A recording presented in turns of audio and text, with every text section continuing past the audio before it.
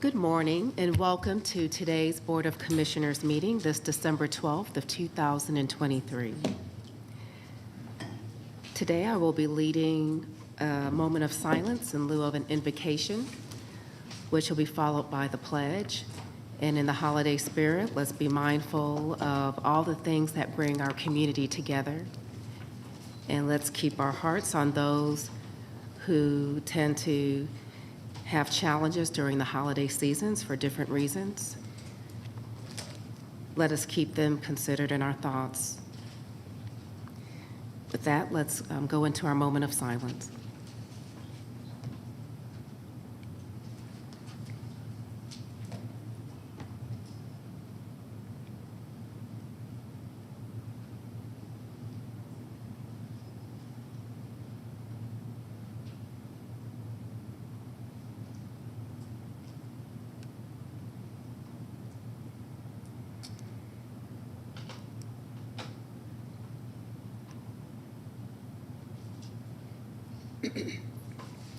Thank you.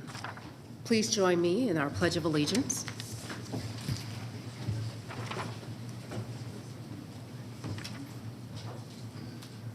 I pledge allegiance to the flag of the United States of America and to the republic for which it stands, one nation, under God, indivisible, with liberty and justice for all.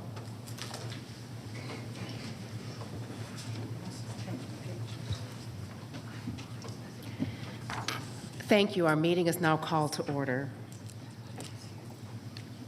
Our first matter of the morning is to address 3 agenda items under our SPLOST tab, and those items will be brought by our DOT Director, Drew Ressler.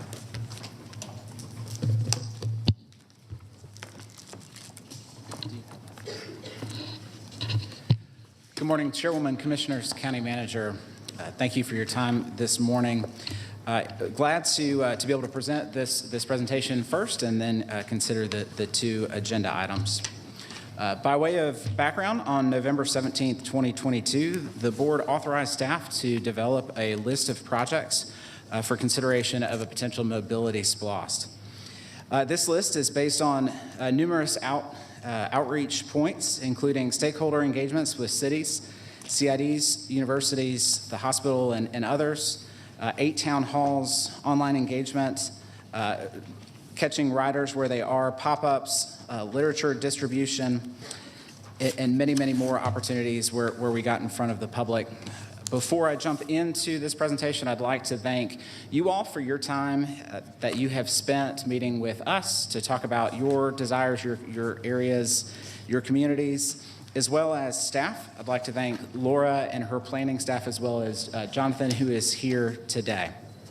With that, I will jump in and talk about the presentation today. We will start with vision, then talk about the goals of the list development, the key connections that the list of projects provides, background and outreach, the actual projects themselves, additional considerations, and then next steps.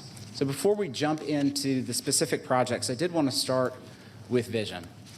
And you see the vision here. This was developed in coordination with a subcommittee of TAB members that came together to just talk about what it is that they would like to see as your representatives, the community's representatives to transit to the county. And they came up with building connectivity to promote a thriving community for all. Additionally, not only did this serve as the vision as one of the guiding principles of developing this list of projects, it also is consistent with the strategic plan. And just to quote from the strategic plan, the vision that is in there, for all of the county departments, it is Cobb County is a thriving, innovative, and safe community that enhances quality of life for the well-being of all.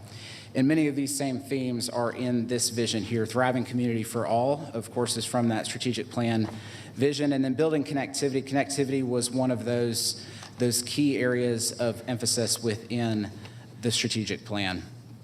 And connectivity of people, not so much modes, but people to jobs, school, medical, and the daily needs. So now, goals of the actual project development. First was mobility options.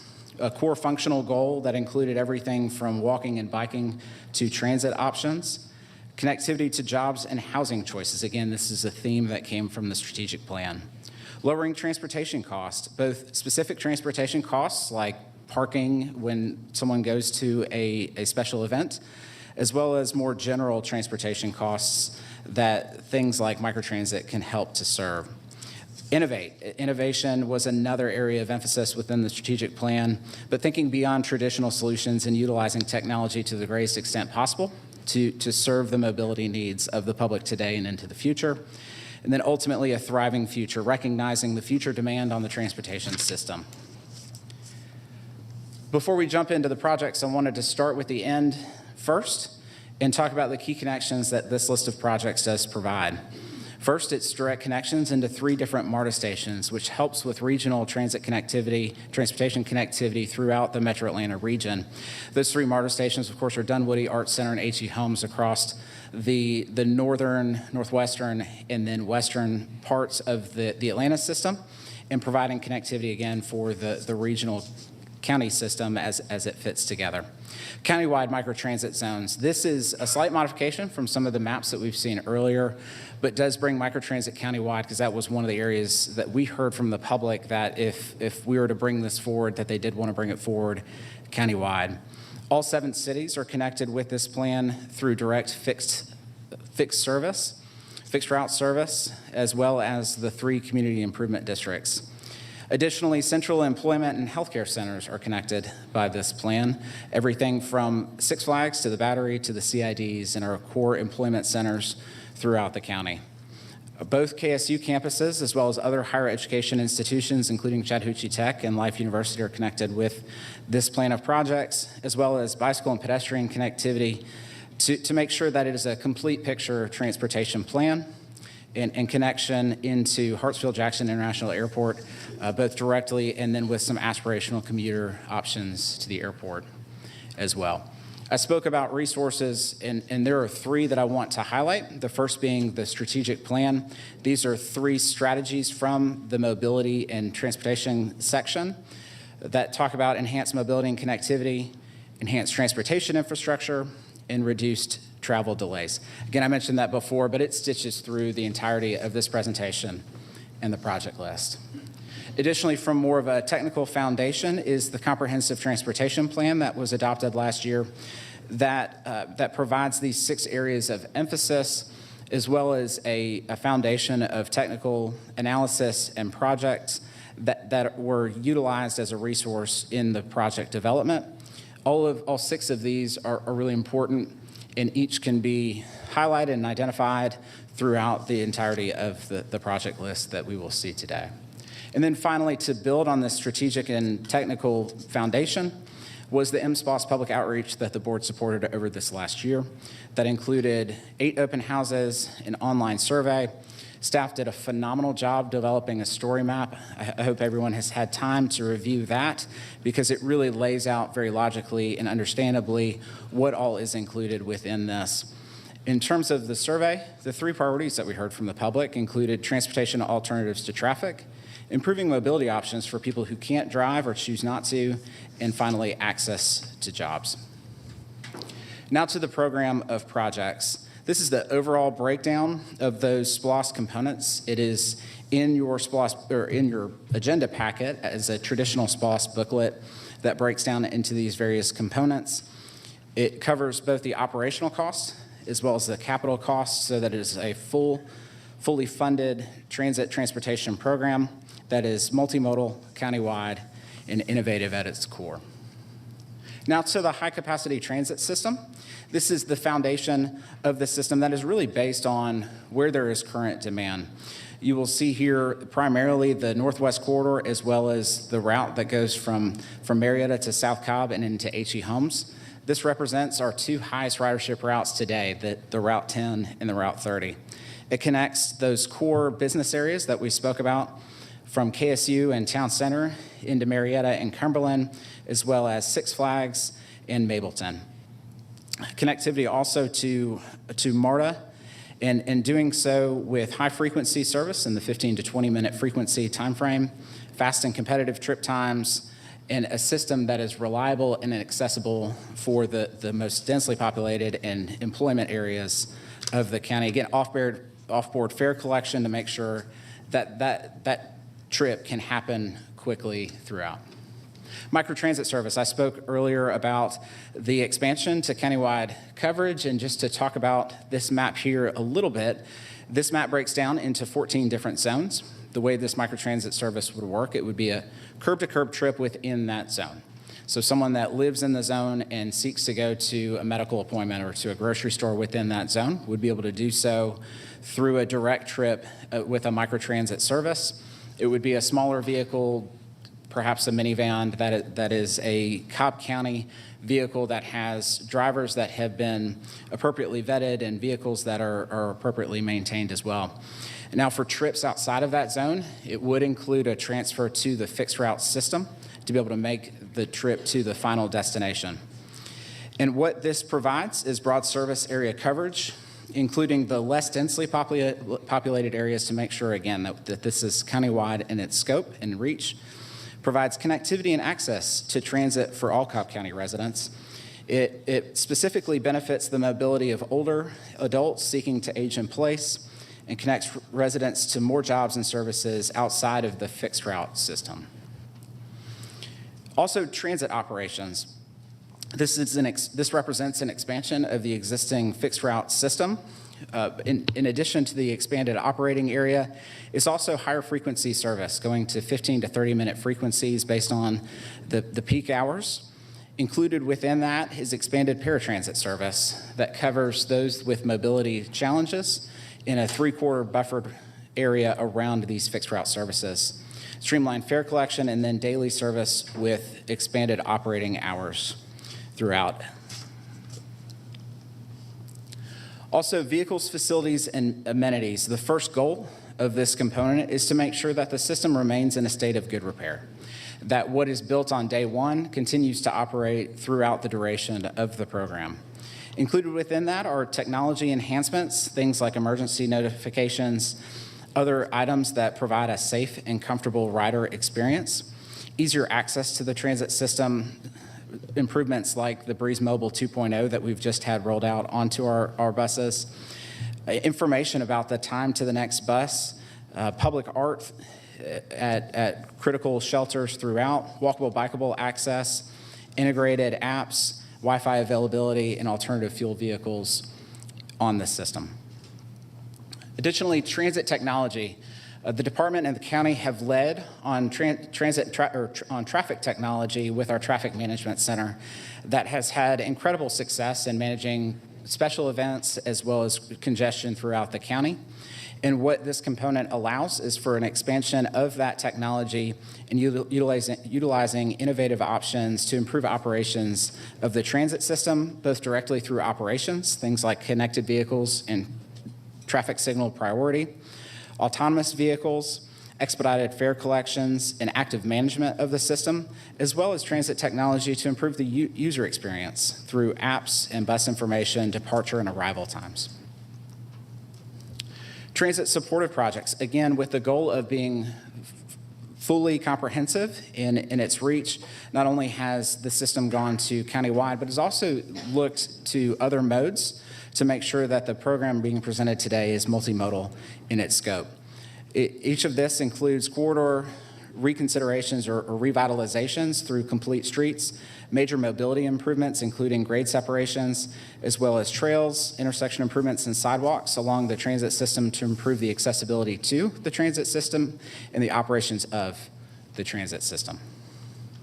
And a few additional considerations for your consideration this morning is this program of projects provides 100% coverage to access jobs in Cobb County, 100% coverage of vulnerable populations as well, reduced demand for parking, provides an alternative to traffic congestion, provides an opportunity to leverage the federal infrastructure investment, as well as transferring the current funding, which is currently in the general fund, to a sales tax resource that provides opportunity to fund through both residents and visitors of Cobb County.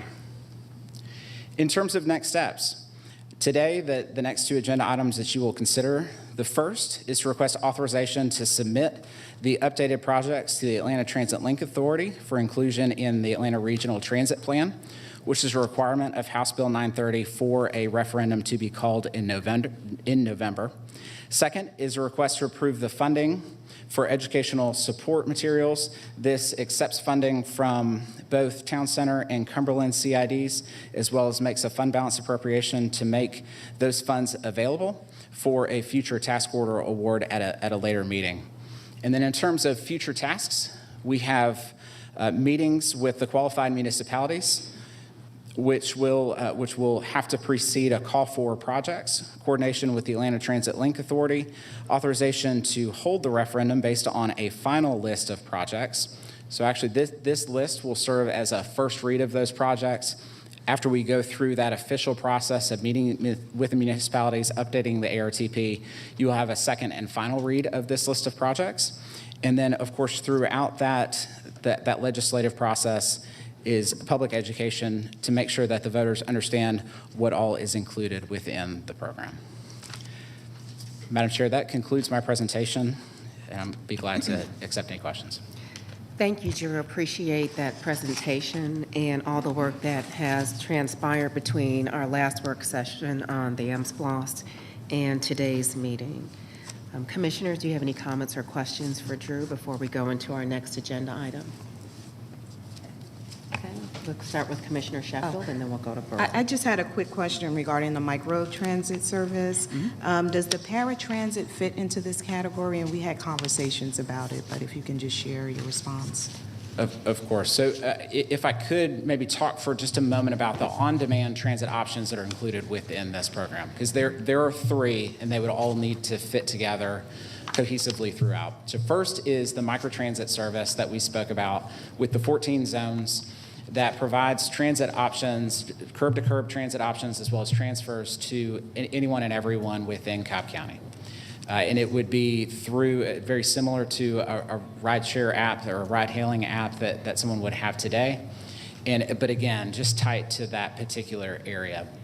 Now, in terms of paratransit, it is both something that we should include and something that is required to be included by the Federal Transit Administration, in that this is duplicating the fixed route service that anyone that is able-bodied has the ability to go and utilize, and buffers that fixed route service with a paratransit service. And what that allows is for someone that does need to get within that zone, say along Route 10 or along Route 30 from Town Center to Cumberland, it allows them to make a paratransit trip or schedule a paratransit trip.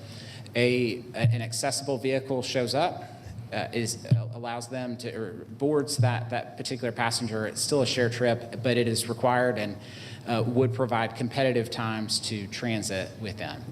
So those lay on top of each other. They do not compete. They really complement each other, one for everyone and one for those with mobility challenges. And then finally, the way it works today is outside of that paratransit area, we also have a voucher program where someone can purchase vouchers and then work with a private transportation company to be able to make that final trip. And that, while it doesn't provide direct paratransit service, does allow for someone to take a trip outside of the paratransit zone to something like the VA and indicator. And that's the other piece that is included within this is overlaying the county with a voucher eligibility program to allow for someone to be able to make those trips with a private transportation company to those critical resources outside the county. Okay, thank you. Commissioner Burrow. Thank you, Drew. Is this where you want us to discuss our support or not support, or after the motion? Yes, there's no motion associated with this particular agenda item. This agenda item is just for the presentation. Okay. The 'cause I next thought two agenda items do have corresponding votes. Okay. It may be Then appropriate when we have the I'll wait. resolution. Okay, thank you. Well, one question I do have that I'd like Drew to acknowledge is this is transit only, no transportation unless it is related to transit. As far as when this first started, we had several options with the two House bills, Senate Bill 930 and 170. And at one point in time, one of the options was another 5-year for roads improvements, resurfacing sidewalks, but this is just for transit and projects related to transit for sidewalks or road improvements. So I just want to point that out, make sure that's correct. That is correct. This list of projects is pursuant to House Bill 930, which requires all projects to be either associated with direct operations and capital of transit or accessibility to transit. Okay. And I'd just like to say thank you to you and your staff for working with this board for several years on all the options and presentations. Thank you. Thank you. Commissioner Richardson? Really to just reiterate the thank you and appreciate making sure we're tying this to the actual needs in the community. I do know that we were looking at the overlay so that you can go outside of those microtransit districts, but also, of course, looking at the circulator opportunities with specific departments so that those needs can be met directly for veterans, for seniors, et cetera, and definitely appreciate the consideration on that front. And then, yeah, that's just appreciate all the hard work put in. Thank you. Thank you. Commissioner Gambrill? Again, thank you, Drew. I know this started prior to me coming in office in 2019, so I know your staff has worked on this for quite a long time with Kimberly Horn, and I thank you for that. Okay. Thank you, Drew. We can go on to the next agenda item. Of course. Our next agenda item is to recommend the Board of Commissioners adopt a resolution accepting the Cobb County Mobility Special Purpose Local Option Sales Tax, SPLOST, proposed program of projects, authorizing staff to proceed with development of an SPLOST ballot referendum for November 2024, and authorizing submission of proposed Cobb Link transit projects to the Atlanta Region Transit Link Authority for consideration as an amendment to the ATL Regional Transit Plan and inclusion in the ARTP update. Okay. So moved as presented. Second. Is there any discussion? Yeah. Okay, why don't I just go down the entire dais, and I'll begin with Commissioner Gambrill, but I believe that Commissioner Burrow would like to submit her statement to the clerk. I'd like the clerk to record my statement as found on page 337 of the current agenda. I have a real hard time supporting this 30-year mobility SPLOST, and it's nothing that, again, your staff did, but it's truly not reaching the needs of our citizens. While it's going to put in 106, was it 106 or 108 miles of additional transit, we know folks pretty much don't ride the buses currently, but it's not going to address any of our traffic from our friends from the north and west that affect my district to help them move through the county. Essentially, this mobility SPLOST is going to cost $54,000 to bring in the 200,000 new citizens that this is being taught that we need in order to reach our million that is predicted by the ARC. What's interesting, though, is we're also then going to start gentrifying areas that we're trying to preserve and keep as affordable, which will no longer become affordable for citizens of Cobb County, as we saw happen in the Battery. I know reference was made to, it was great to ride transit in New York. It's great to ride transit in New York, but you can't afford to live in New York. And I just hate to see Cobb County go to a New York or a DC for the sake of transit that many won't utilize. Thank you, Commissioner. Commissioner Richardson? Thank you. I know at length I've given my commentary on SPLOST and T-SPLOST and how absolutely both types of investments are necessary for this county, and that's something that I will continue to work to try to provide. That being said, I am interested in the more aspirational projects that the SPLOST does provide us in leveraging some of those federal assets so that we can spread the demand and make sure that traffic coming from the northern part of the state can actually flow pretty freely and make sure that we're creating that space for that. It is an aspirational project, but it can get us there. and that's inclusive of the southern counties as well, and knowing the impact of that demand that's driving into our communities, and it is helping to move those prices of the houses up here, and that is hurting our residents. So making sure that that demand can be spread more evenly is important to me. And then certainly there are all kinds of needs all across the county, and so I think that this is, while not a comprehensive fulfillment of those needs, it is a step in that direction. And like I said, I am committed to making sure that we can also close out the other end of that, and that's the surface transportation improvements. Thank you. Thank you, Commissioner. Commissioner Burrow? Thank you. Again, thank you, Drew, for working with all of us and presenting several options over the years, and I know this is what we've landed on. I cannot support this, as I've said many times. A 30-year tax is too intense, and it's not needed. And that's one of the reasons is the burden that it will put on our grandchildren and maybe great-grandchildren. We won't be here in 30 years. I won't be here in 30 years. I won't be alive in 30 years. And the other thing is it's transit only, and or any transportation projects like sidewalks or road improvements have to be tied to transit. Nothing for, road improvements, intersection improvements throughout the county in general or in districts.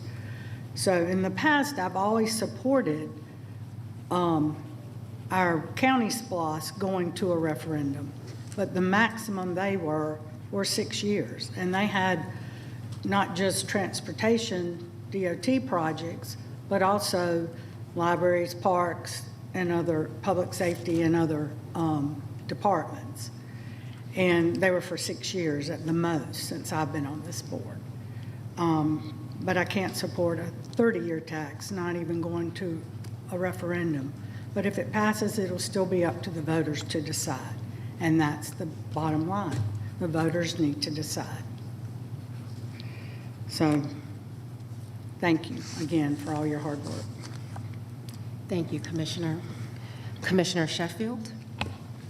Thank you, Drew, for all of your hard work on this project.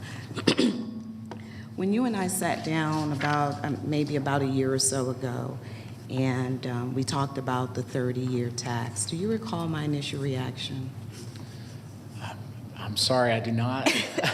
My initial reaction was 30 years is way too long to do anything, if you recall. But after having conversations about what that meant, I understand that part of the 30 years is for the projects, and then part of it is to operate the project. I've shared several times, as late as yesterday, that Cobb County is growing, and that's just a fact. We're growing. We're nearly at 800,000 people with 1 million expected in just maybe 20 years or so. With that becomes the responsibility of ensuring that we move our residents quickly and efficiently through the county. In my district, which is the southernmost district, southernmost part of Cobb County, we have students that live along Riverside Parkway that attend Kennesaw State, and it takes greater than 2 hours to go to school. That's way too long to get to school. There was a reference made about New York in the transit and the correlation between affordability and the transportation system. And I'd just like to add, as a native New Yorker, the transportation system in New York is more about a function of convenience. It's not a function of or distinction of the haves versus have-nots, and I'm not suggesting that that's the opinion of anyone here on this board. And I oftentimes joke that in New York, you can have a Broadway actor sitting next to a homeless person. In most instances, that's probably one and the same. But it's a mode of convenience. It's a mode of transportation. Had it not been for our transportation in New York City, I would likely not have been able to go to college.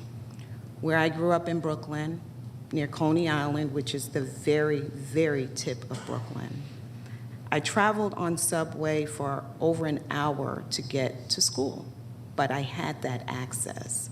Had I not had that access, I would not have had access to education, quite possibly. So it's about getting through the county efficiently, accessing the amenities that the county has, but also creating access. When we talk about affordable housing and things of that nature, it's not affordable in some cases because people may not have the skill set to have a job to be able to afford it. So when we talk about affordable housing, it's not just lowering the price of housing to make it affordable, but it's also helping people to increase their skill set to be able to afford it. So this is one vehicle, no pun intended, in which that can occur. As we move forward in having our town halls, meeting with the community, the people will let us know what their position is with respect to transportation. The generations are getting younger, things are changing. There is a generation, I speak for myself, that will likely may not utilize the service as much as a younger person who maybe just graduated from college, who cannot afford a vehicle, but they have access to transportation. So I'm supportive. I look forward to how this plays out with the community, and I just encourage everyone to come out to the town halls and learn for yourself. Form your own opinions. Let's not be in silos. Let's not have our own prejudices as it relates to transportation. I just ask that you have an open mind as we move forward to present this to you on behalf of Cobb County. Thank you. Thank you, Commissioner Sheffield. Very well said. The last time that our board spoke about a 30-year project, it was in this room in November of 2013 when we were discussing the Brave Stadium. And we were discussing whether or not this investment would be worth that type of commitment from our citizens. And it wasn't only for a 30-year time period, but it was for a significant amount of money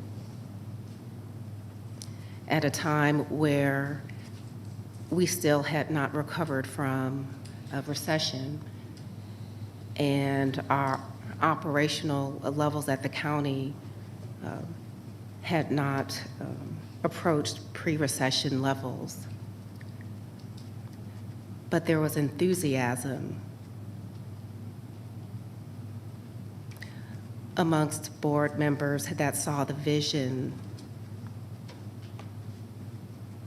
and the impact that that project could have. Here we have a project today that perhaps doesn't have the nostalgia of a baseball stadium, but I think is transformative in what it could do for our entire county and for our future. The time preceding that, when I heard of transformation happening in our county, also pertained to infrastructure when people referred to Ernest Barrett and his investment in building out sewer infrastructure throughout the county in anticipation of what it could do. And his consideration of Cobb County being a significant place within our region and within our state because of the intersection of the interstates that were here. We have a moment of transformation before us today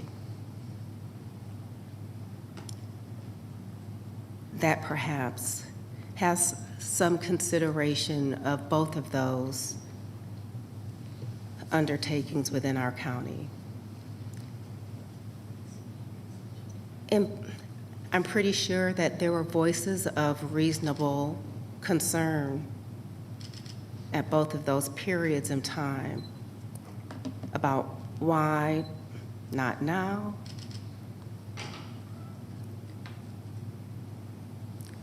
But I can share that there are some reasonable considerations of why now here for Cobb.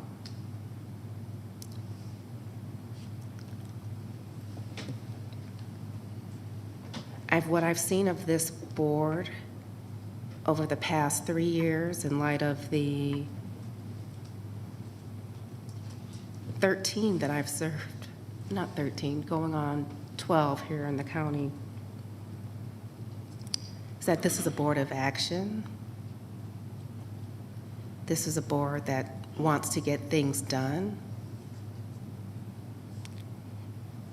I haven't seen any other board more poised to do this.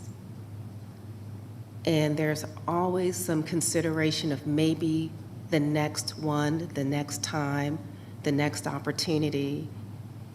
And sometimes my frustration of serving on this board, I'm not our most tenured, but is seeing moments of opportunity come and go with the perception that we'll have tomorrow to address things that could have been addressed yesterday.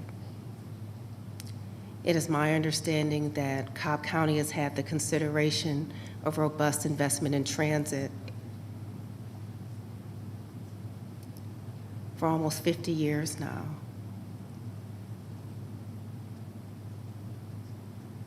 I think if we continue to move this down the road or kick this can down the road, we know one thing for sure: we will continue to grow as a county,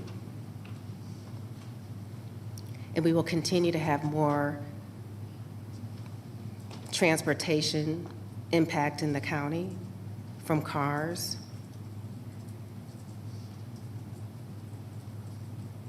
And we will continue to be more diverse, and not just in race, but in age and in interest. And I think we're at a key opportunity to provide commensurate options for our community when we talk about mobility for all. There are some who, like me, my choice mode of transportation is a vehicle. But that doesn't mean I don't understand the value of what this can do for our county. This is transformation. And it's not just about mobility from a vehicular perspective, but it's mobility also from an economic perspective. When I did visit New York, I was also born in New York, but when I recently visited for our rating agency, I realized that people can live anywhere in New York, some places in New Jersey, and no matter what walk of life you're in, you can work in downtown Manhattan in a skyrise and have the option or opportunity of mobility in wherever you may want to go in life, because you can get there. Here, I think when we don't provide transportation options, we limit opportunity, and Commissioner Sheffield gave a great example of how it enhanced her life. And in fact, the study we did in 2018 regarding transportation shows that 80% of our residents are using transit to get to work or to school, which means in Cobb, transit is significantly economic mobility. but it's not enhanced as it could be. We also have opportunity to provide mobility for all. And Commissioner Gamble is right. It's, perhaps there are concerns about it being less activated in North Cobb. And there was a push and pull about how responsive we are to people saying they want their communities the same.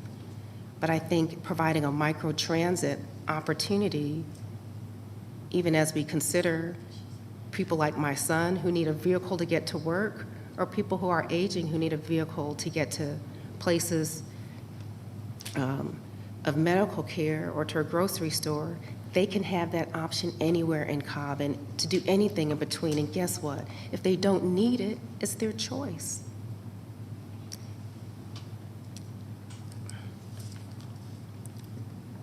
We have significant opportunity for transformation here in Cobb for all the reasons that are listed in the packet here. And those reasons, I hope, are sufficient for this board to not just consider us for this moment, but for the future. And I can say, unlike the last transformative project that we did that had a 30-year time frame, this is a pay-as-you-go model. We don't have to go into debt for this project. This is something that we can build out over time. And this is something that can also relieve our general fund and put that burden on those that visit our county and share that investment with those who may visit, travel in, or travel through Cobb. And that would free up about $20 million of our general fund to take care of other needs, like perhaps road projects in other areas of the county. So I'm hoping that today we can see opportunity for us, perhaps as we saw back in 2013, when there was a lot of excitement in the room, or as perhaps what we can, look back and see, the vision and foresight of Ernest Barrett and all that Cobb is today. And I hope that we can see opportunity for the future of Cobb. I think you've done a great job. This has been a hard process because we've been trying to consider everyone in Cobb. We've gone back over and over and over and over again trying to get this right. As Commissioner Gamble said before, she was here on the board. I hope that we see we have an excellent opportunity before us. And I'm hoping that commissioners will support this agenda item. With that, there's a motion on the table. It's been seconded. I'll go ahead and call the question. The motion carries 3-2 with Commissioners Burrow and Gamble in opposition. Thank you. Our next item is to recommend the Board of Commissioners approve a memorandum of agreement with Cumberland Community Improvement District for financial support related to the 2024 Mobility Special Purpose Local Option Sales Tax Public Education. Approve a memorandum of agreement with Town Center Community Improvement District for financial support of the same. And authorize the corresponding budget transactions and further authorize the chairwoman to execute the necessary documents. Now, to note, this is the revised item that you should have. Okay. Just on our screens here, I'm seeing agenda item number 2. Okay.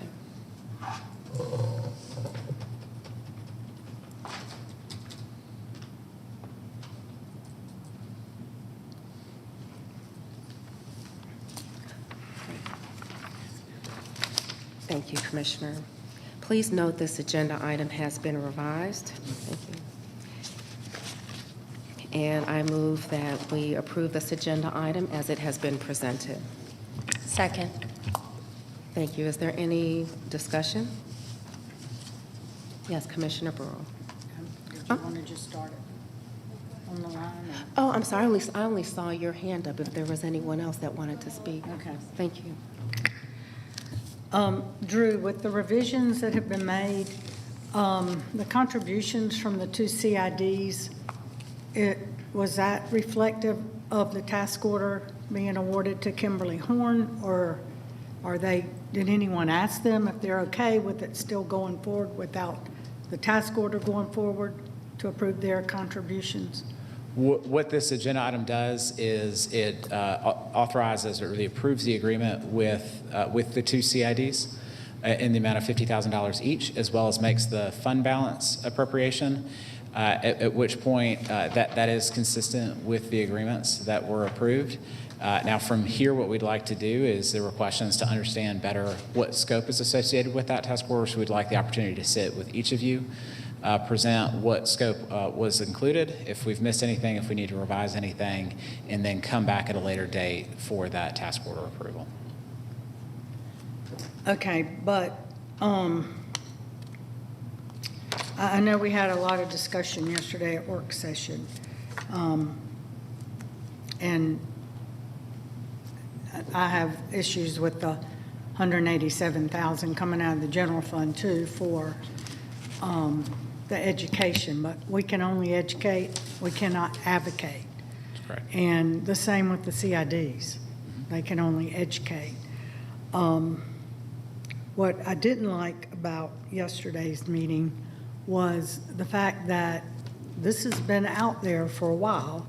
It was printed on the agenda, made the deadline, and then at the last minute yesterday, we get discussion about a more robust education project, spending more money than the 187 that falls on the county, and accepting the CID's contribution.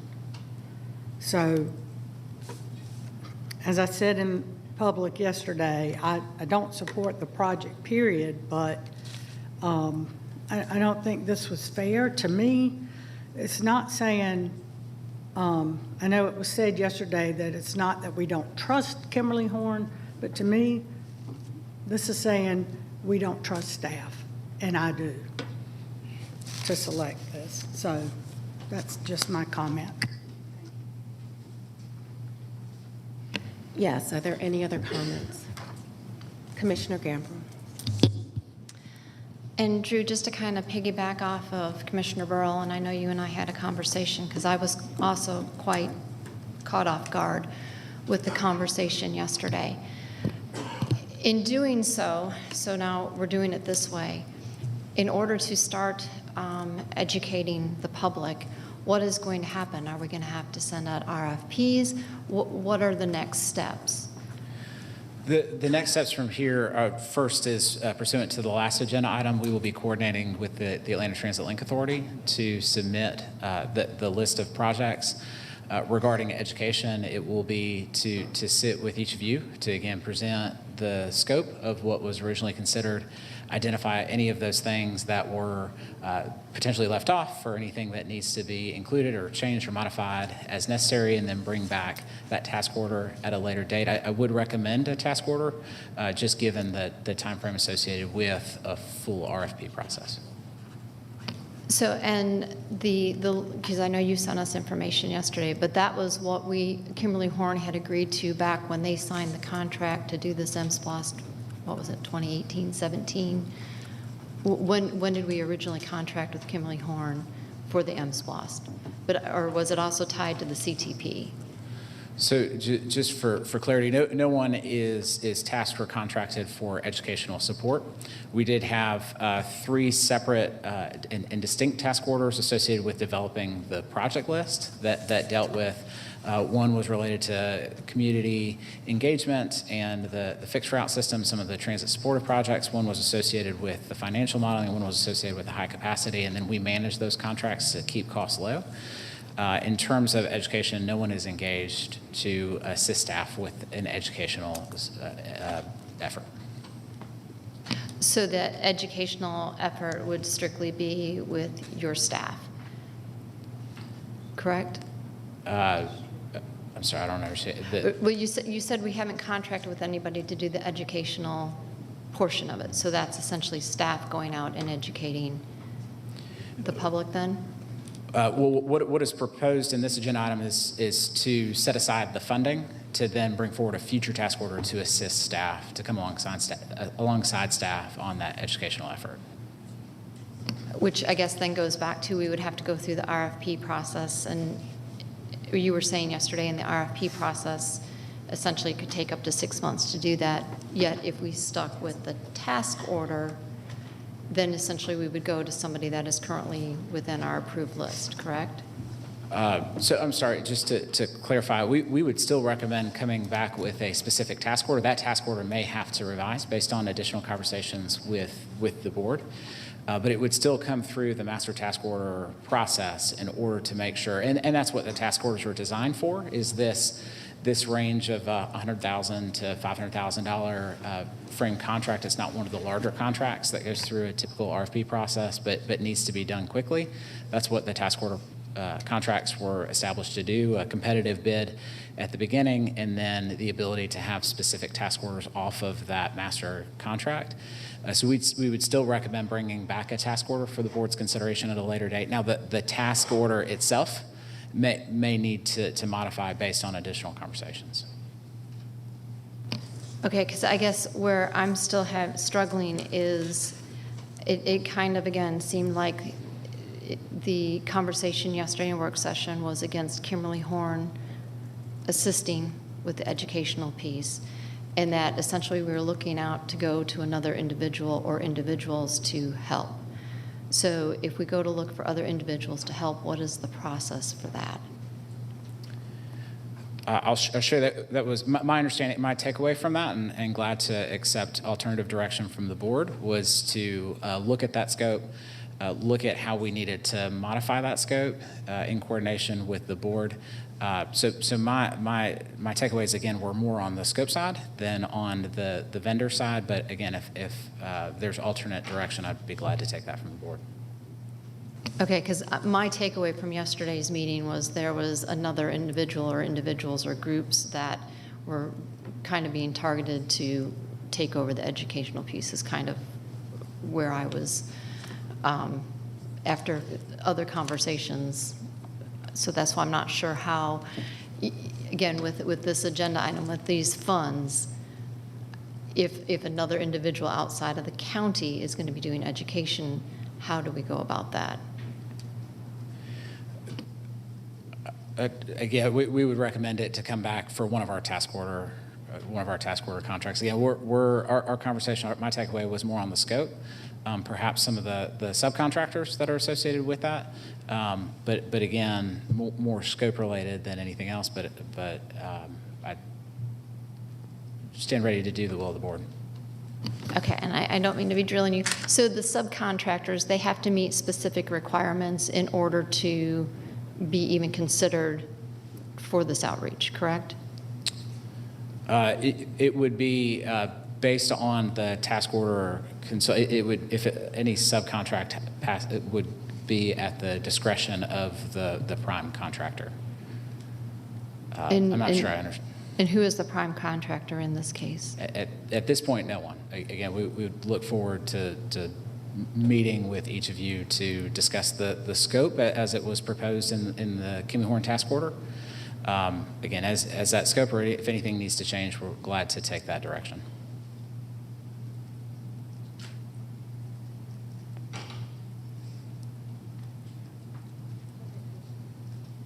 Okay, Drew.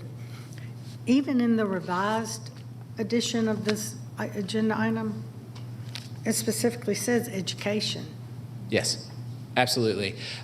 So how can we say that the education, the materials that you sent us yesterday with Kimberly Horn's plan does include the education and the outreach to get it to the public, and the meetings, and the pushing it out to community input. And we will have planned meetings like we have with all of our SPLOST projects. But it looks to me like that's already in here, the education piece. But the conversation yesterday, and to me, was maybe it wasn't enough for what the majority of this board anticipated and wanted to expand on that, which would end up being more money. But the other thing is, I thought this was done because of the direction you were receiving to expedite this, to be able to get it out to the public and the language for the referendum to come back in time to be on the ballot in November. So how will this delay affect that? So I appreciate the opportunity to clarify. The question about education, absolutely, regardless, anything that we bring forward, anything that we're involved in, any of our efforts as staff or as our contractors will all be in an educational vein. That is our limits based on law. We've been very intentional to make sure that the attorney's office has reviewed both the contracts as well as the specific task orders. If the task order changes, we would go back to the county attorney's office to make sure that they look at that. So I believe the question is more related to, and again, this is more for the board, related to the techniques and the how, rather than the what of education. In terms of delay, we would look to and recommend to bring this back in January for the board's consideration. And to award it by then, the task order? The task order, yes. In a January meeting. Okay.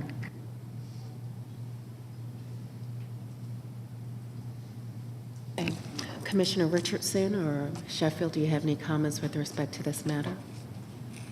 I just have a quick question with respect to the location of Kimley Horn. Are they located in Cobb County or outside of Cobb? They have locations throughout, but it is outside of Cobb. Okay, it is outside of Cobb. So there was a comment made with respect to the meeting on yesterday and some members possibly being against Kimley Horn, and I just want to be clear that that wasn't the nature, at least I didn't believe that it was the nature in coming against Kimley Horn. What we have before us is a very big project, and transportation obviously has been something that the board has been dealing with before I was elected. There was a reference of 2019, so we're looking at about 5 years.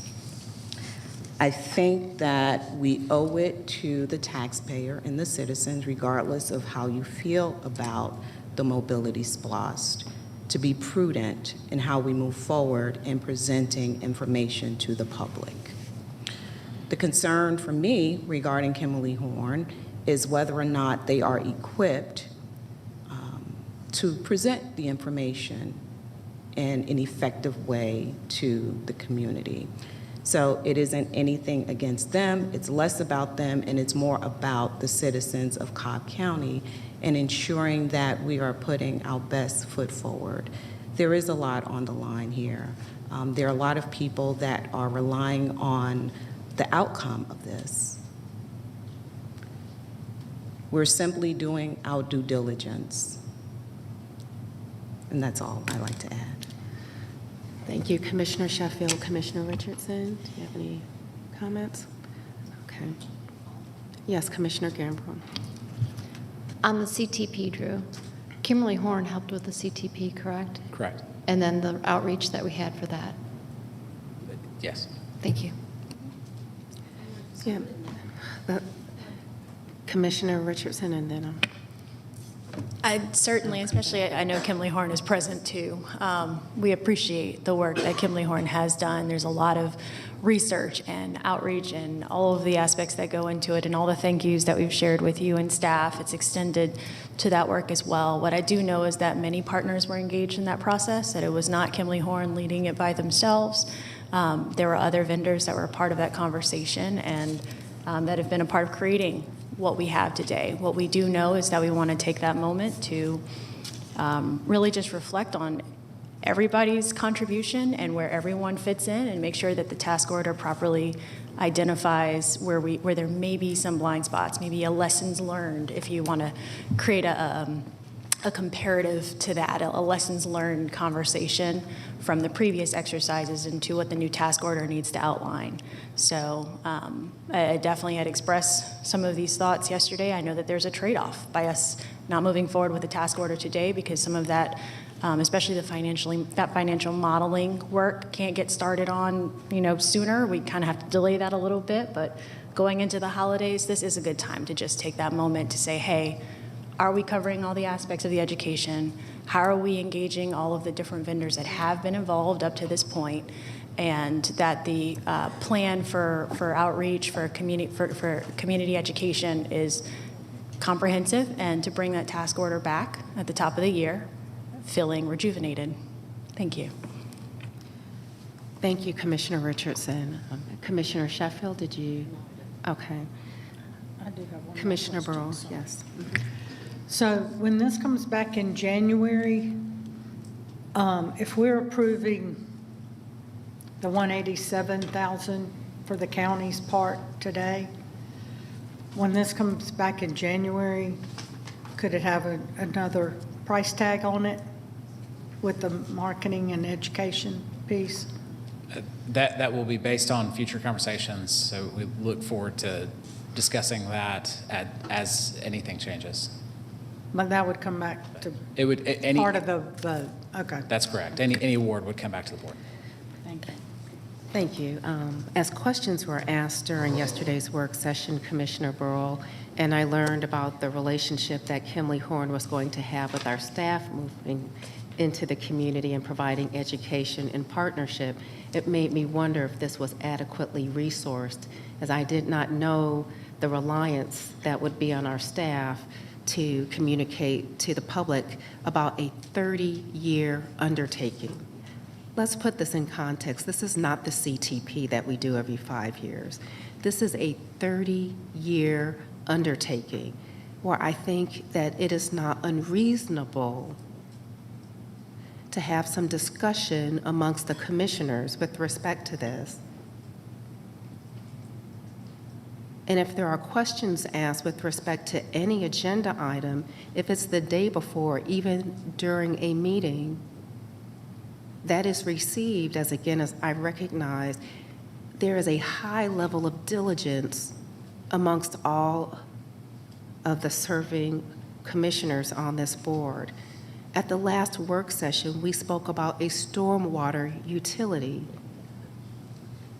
We had discussion in advance about how we can work together to educate the public on a stormwater utility. Certainly, I think it should be respected that if there are questions about how we engage the public, that the commissioners are the appropriate body of which they can have that discussion. I'm very tired of hearing this is about not trusting staff. Citizens elected us. We work in partnership with staff, engaging in our full authority and our full responsibility as a commissioner and being a representative of those that put us in office does not put us in odds with staff.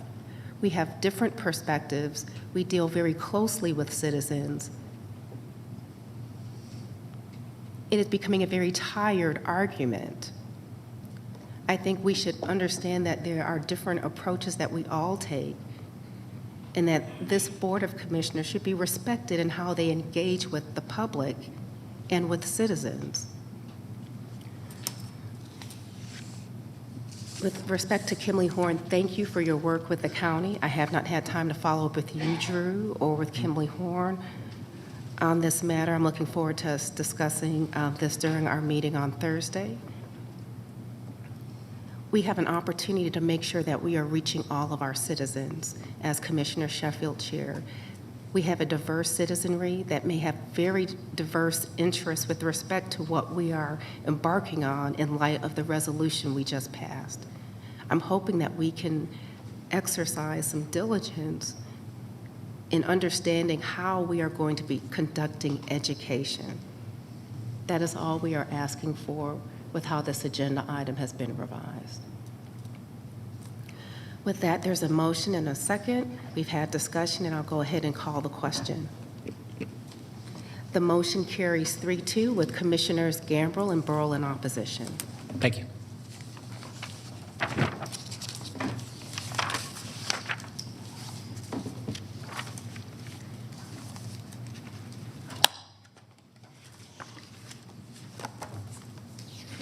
Thank you, Drew.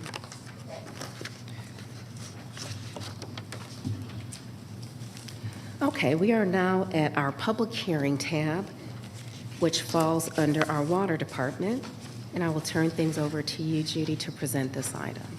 Good morning, Chairwoman, Commissioners, and County Manager. The water system is requesting a public hearing prior to the employment of the consulting services for contract fees that will likely exceed $100,000 for a South Cobb Water Reclamation Facility expansion and upgrade, program number T3025. The water system is currently requesting proposals for development of a long-term capital improvement program for the South Cobb Water Reclamation Facility to include an expansion from 40 million gallons per day to 50 million gallons per day of treatment capacity. Thank you, Judy. We have a public hearing with what has been presented. With our public hearings, we allow an unlimited number of speakers to address the matter associated with the public hearing and with the public hearing matter only. Speakers will be unlimited, and you'll have up to 3 minutes to address the board with respect to this matter. With that, I'll go ahead and open up the public hearing for anyone who wants to address the South Cobb Water Reclamation Facility Expansion and Upgrade Project, again, where contract fees may likely exceed $100,000.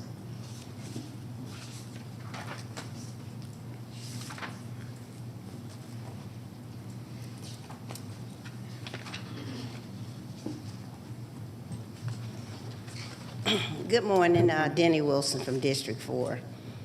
I've spoken to you guys before about this increase in these water rates, but what gets me is every time you guys want to do something in Cobb County, you use South Cobb as an excuse, and then the services never trickle down to South Cobb.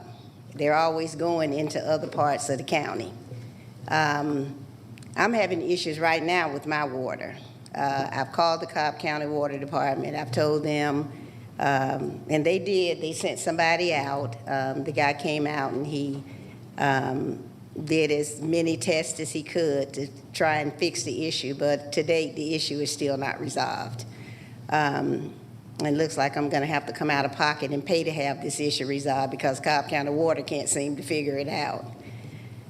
So I'm just not understanding every time you guys put an issue in concerning water, South Cobb is always the scapegoat. But again, we never see any of those services trickle down to us. So I have some issues with this and with some other things that the water department is trying to put into effect.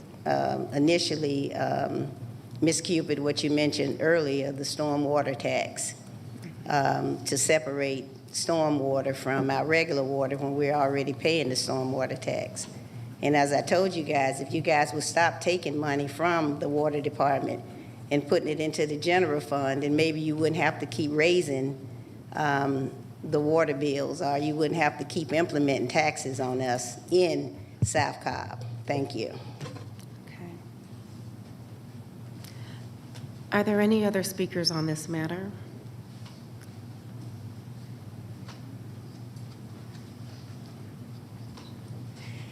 Hi, Christine Rosman. So I say it at every time. Why not just say it's likely going to be under $200,000 instead of likely over $100,000 or whatever that window is? When I go shopping, I don't say, hey, honey, I'm going to likely spend more than $100 on Christmas gifts. maybe it would be better if I said, I promise I'll spend less than 200. And I think that that would probably sit better with us if we gave the cap instead of it's likely going to be, well, it's likely not going to be, or not even likely, it won't be under 200, whatever. Thanks. Thank you.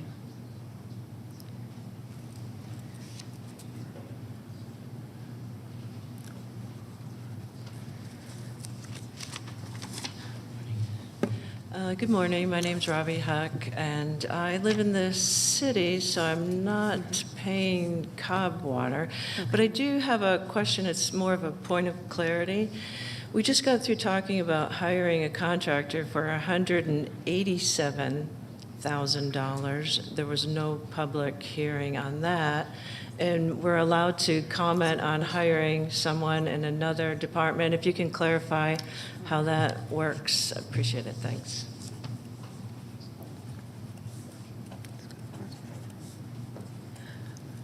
Are there any other speakers? Okay. We'll go ahead and close the public hearing, and we can address our speakers, and I'll begin with the latter speaker, and then we'll move down the list of questions. So, Judy, I don't know if you feel, excuse me, Director, I don't know if you feel comfortable addressing the difference in the agenda items, as the other one was a DOT item that was for a master task order versus this agenda item. If you can help address that, that'd be helpful. So I believe that the difference is on the other agenda item, that firm is already under contract, has already gone through the request for proposal process under the task order agreement. With DOT? With DOT. Yes. So And- this, we are going through the request for proposal now, and that's why we're doing the public hearing for this project at this point. Thank you.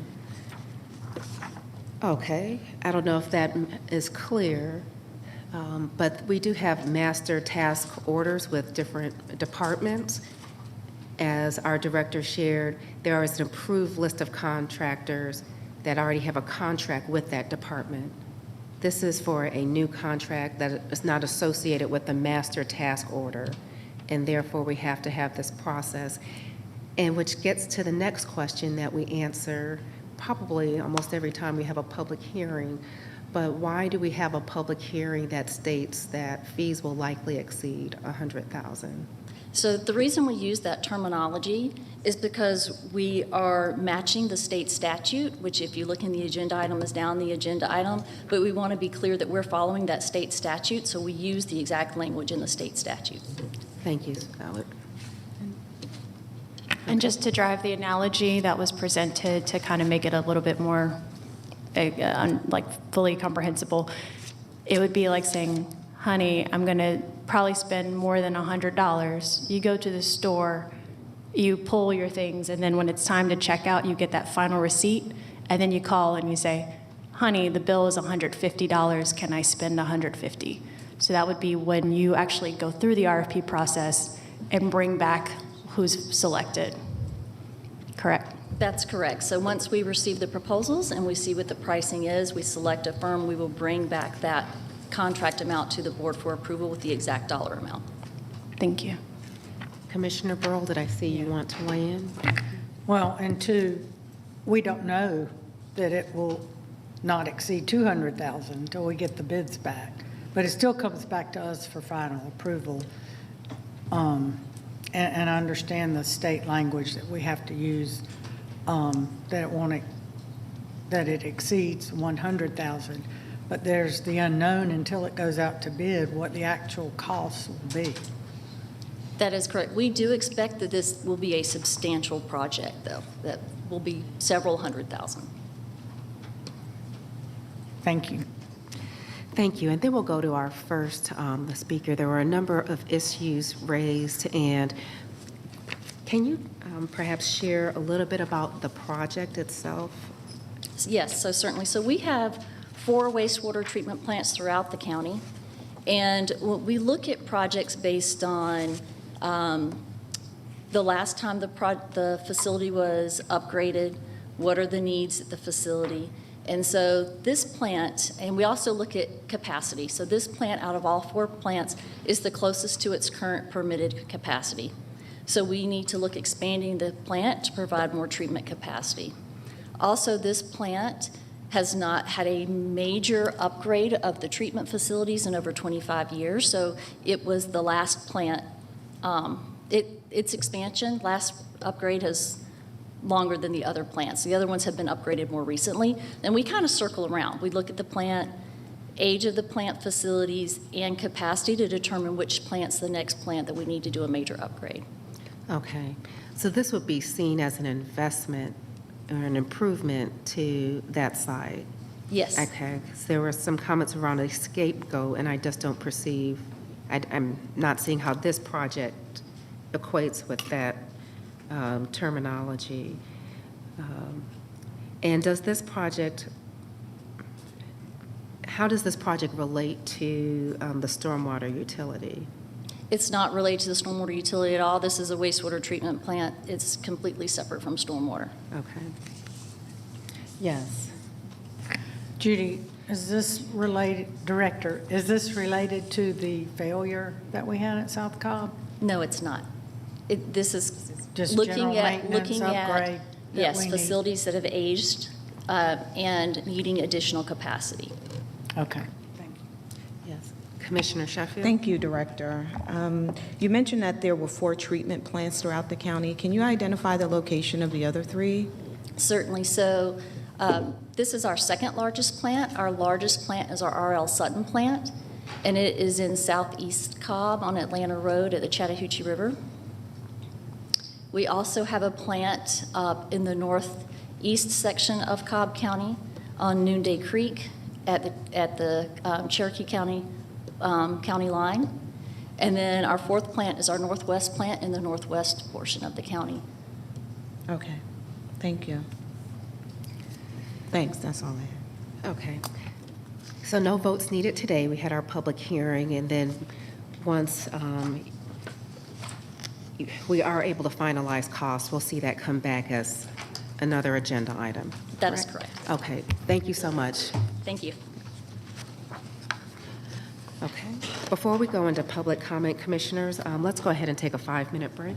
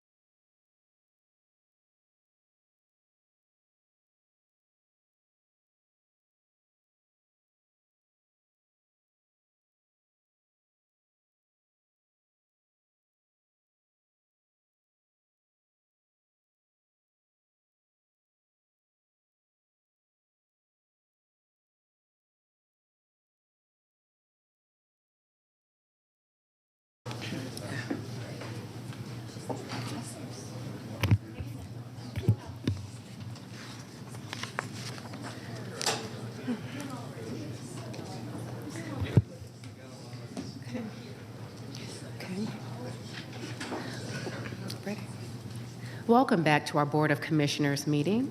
We are now at our first public comment. Thank you, Chair. As the board provides the podium for public comment, it's appropriate for us to review the related meeting rules. Please state your name, and if you are speaking on behalf of an organization, all comments should be addressed through the chair. Public comment is not a dialogue with the board, but an opportunity for speakers to provide their comments to the board. The comments should not be impertinent, derogatory, offensive, or slanderous. To that end, the board encourages, regardless of the topic, for the audience to be respectful and courteous to the speakers. We encourage everyone attending this meeting should give others the right to both listen and to be heard by treating each other with civility. Now, statements made during the public comments portion do not necessarily reflect the opinions of the board or the administration of Cobb County government. There is a timer on the podium, and each of you have 5 minutes to speak. The first speaker is Pat Burns.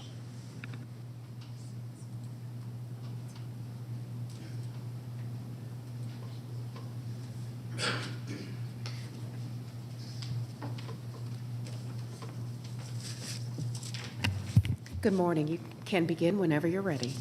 Good morning. My name is Pat Burns. I live in the Concord Covered Bridge Historic District, Cobb County's first historic district, and originally Cherokee Nation land. Friends of the Concord Covered Bridge Historic District is a preservation organization, and we've just received a major award from the Toni Morrison Society. The Society has a Bench by the Road project. It awards steel benches to be placed in locations of Black cultural interpretation and significance. The historic district is only the 33rd bench location across the world and Cobb County's first. The initial bench placement was in 2008 at the African slave trade point of entry at Sullivan's Island in South Carolina. Toni Morrison, a Pulitzer Prize and Nobel Prize winning author, once mused, "There's no place you or I can go to think about, to summon the presences of, or recollect the absences of, the slaves. There is no small bench by the road." We now have a place in Cobb County. Our initial application cited the enslaved family of Matilda and her children Calvin, Zeta, and Rhoda, who were the property of Martin Luker Ruff at the location of Ruff's Mill and the Ruff homes. The Toni Morrison Society Board of Directors, which includes Henry Louis Gates, requested additional information regarding enslavement in Cobb County. Fortunately, there is information available about the county's slaveholders and the nearly 4,000 enslaved individuals in the 1860s. I found it incredibly painful and sad, but informative to research and read in the first 100 years of Cobb County by Sarah Blackwell Temple. Now the forgotten lives of those dead men and women and children can be remembered and reflected upon. The Bench Award is the most recent of the Friends community involvements, and thanks to Commissioner Sheffield, we're also coordinating with Cobb County in its placement in the immediate neighborhood of the historic district.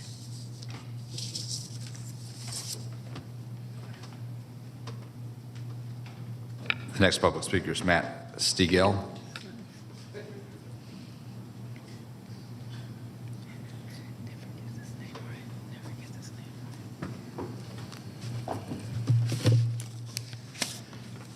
Good morning, Commissioners. My name is Matt Stegall, and I serve on the Transit Advisory Board and have been a resident in this county for decades now.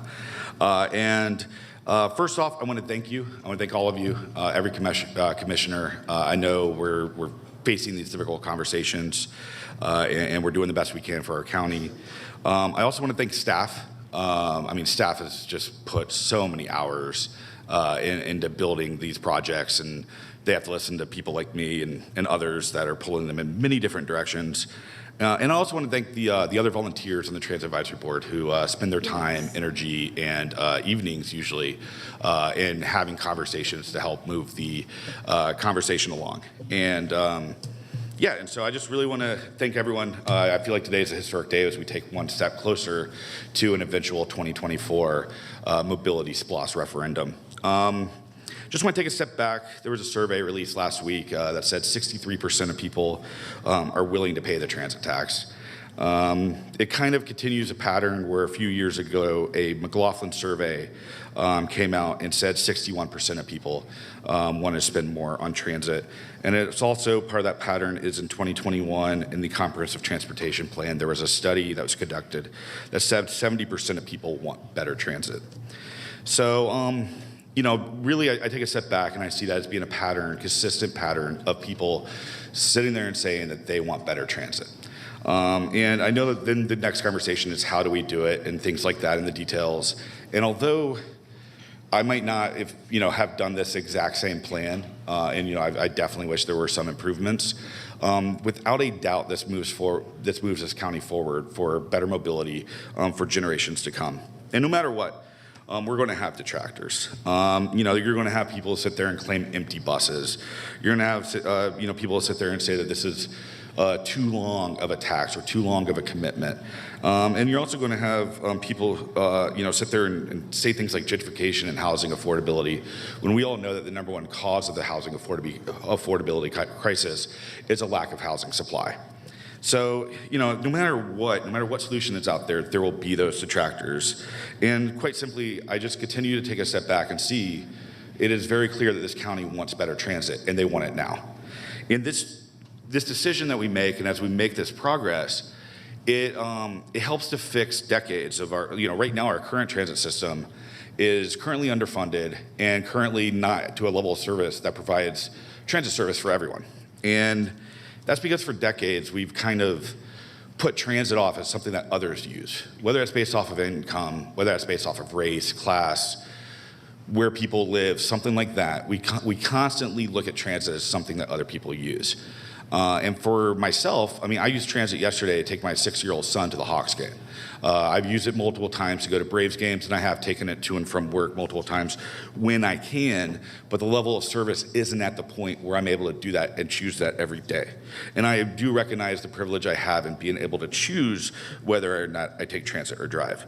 And so the truth is that as we look at this and building a transit system for everyone, we do need to make the investments that, that are required to be able to accept federal dollars and federal help. And it's very interesting. I want to point out that these transportation solutions, when it comes to transit and bikes and pedestrians, are typically put on local taxpayers and local jurisdictions because there's a lack of state support in these modes of transportation. Meanwhile, the state spends billions of dollars and billions of dollars on more and more roads and more highways to put a greater strain on our roadways and on our current transportation systems. And so meanwhile, we're left to really fix these huge solutions at a local level. And so I just wanted to call out that we do need more state support and that we do need more state funding to be able to find these solutions. And, really, I'm just looking forward to continuing some of these, difficult conversations that the county is having on many levels to move this county forward. And, and I look forward for this county to be not just for, a place for me to live and get around, but also for generations to come, including my 6-year-old son.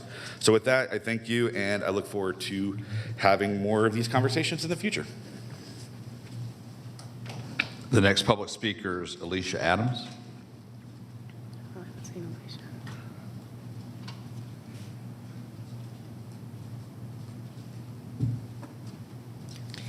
Good morning. It's nice to be here. I wish I could say that I'm really excited about speaking, but I'm not. because we are at a point where we have got to stop decabonating Cobb. We have got to stop Fultonating Cobb. All of us came here because we didn't want to live in the high-density environment, which is DeKalb and Fulton. And yet, that is exactly what we are on the precipice of doing.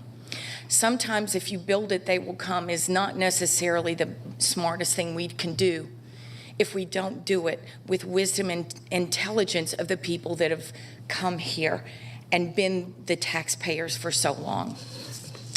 I'm very discouraged. I'm very concerned about this UDC because this is nothing but a potential codification of high-density development pretty much all across Cobb. Virtually every intersection becomes vulnerable to high-density urban development. What I found alarming, too, when I attended this meeting was that there was no concern about expanding individual homes. It was all about high-density type of development. And that's not what we're necessarily about. We don't have to let everything in. We have to be intentional without bankrupting ourselves, because every high-density urban development that we end up having is going to mean a lot of abatements for anchor stores.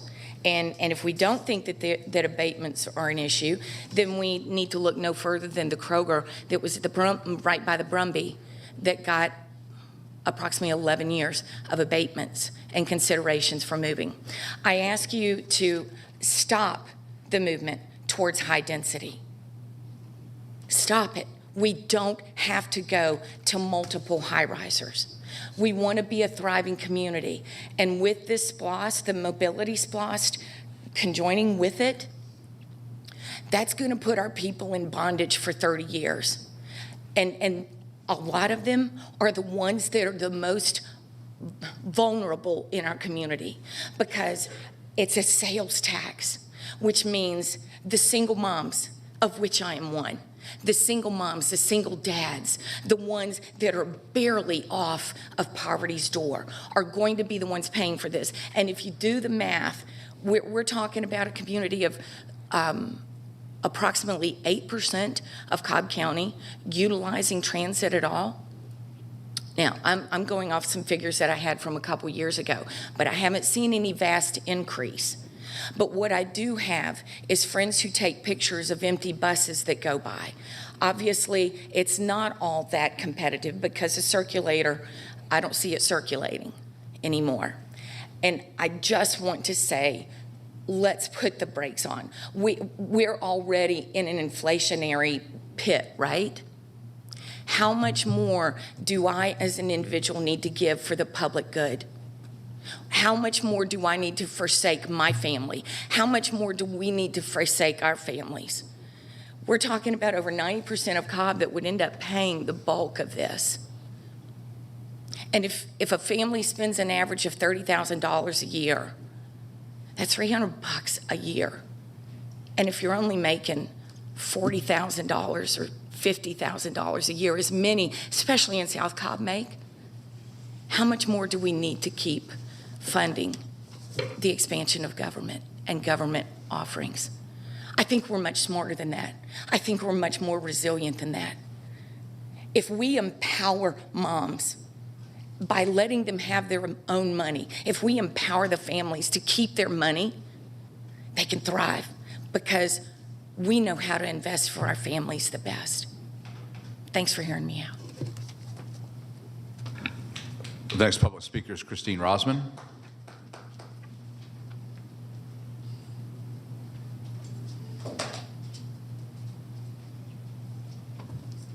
Hello, Chairwoman, again, and Commissioners. I have to say, this whole thing with the transportation, it is delivered like a bunch of flowers, like it's going to be this nirvana. And I think being transparent and having a balanced expectation might be really good. When we have a government that's telling us in our future we're only going to have electric cars, and what, electric cars are like $100,000 or something, maybe we will need the transportation because nobody's going to be able to afford a car. So maybe that's what is being planned for? Don't know. But it's certainly what the government wants for us, but maybe not what the taxpayers, who it's our money, actually want. So, part of the, it was funny comparing, it's not even like apples and oranges, it's like an Apple computer and an orange, comparing New York City's transportation to what we could have here. Because New York City's transportation, they've been there for 120 years, 119 years is when that whole subway system was started. That's a whole, that you build a culture around that.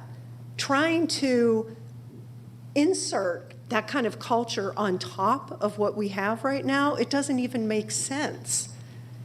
And the other thing too is that, like, let's start thinking about the amount of crime that comes with that, because there is a lot of crime that comes with that. Now, I had a friend give me some information because she knows a couple of people, and it affected her directly. At the corner of Merchants Walk and Johnson Ferry Light, there was a dramatic increase in crime. There's a business owner there that said they broke the glass in front of his business, broke his business's glass, scared them. They broke into customers' cars, stole stuff. They trashed, littered every day. He had to clean it up out of his lot, broke in, robbed the jewelry store at Merchants Walk, and then they had to put bars up there and buzz the customers in. LA Fitness had cars being smashed and grabbed into. That's when they started with that CCT bus at the corner of Merchants Walk and Johnson Ferry. LA Fitness, they did it there. And then even Sam Mullins said to get rid of that, to get rid of that Merchants Walk stop and the crime dropped significantly after bus stops were removed. A woman in Sentinel Lake, when the bus started coming up to her Lower Roswell Powers Ferry, she had her tires slashed at the Kroger's, all kinds of crime. They ended up moving to Ackworth. I can't tell you how many friends I know that are moving to Ackworth and Canton to get out of Cobb. My friend worked at Cumberland Mall, and when they started the CCT route at the Galleria, crime skyrocketed. Every business owner the first time had to lock up their items, and the family-owned business, Muses, went out of business after 40 years. And that was a beloved retail clothing store for men, high-end for men's and women. And they would just go in and just steal bunches of sweaters and haul out. So would really like to have not this flowery stuff of how wonderful it's going to be, but education is showing everything. And to have that Kim Lee Horn company do the education, I'm thinking that's going to be a little bit jaded on their side of what they're going to say. I mean, I'm sure that they're going to say how wonderful everything is. So anyway, that's on that. And I did want to just say that we're really happy that the Board of Elections is actually saying the Pledge of Allegiance, but it's funny because there's one member of that board that she sits with her back turned to the flag, and that's I think your appointee. It reminded me of the person on the school board that knelt for Ms. it. Rosman, Also one of your time's up. appointees. The next public speaker is Samuel Foster.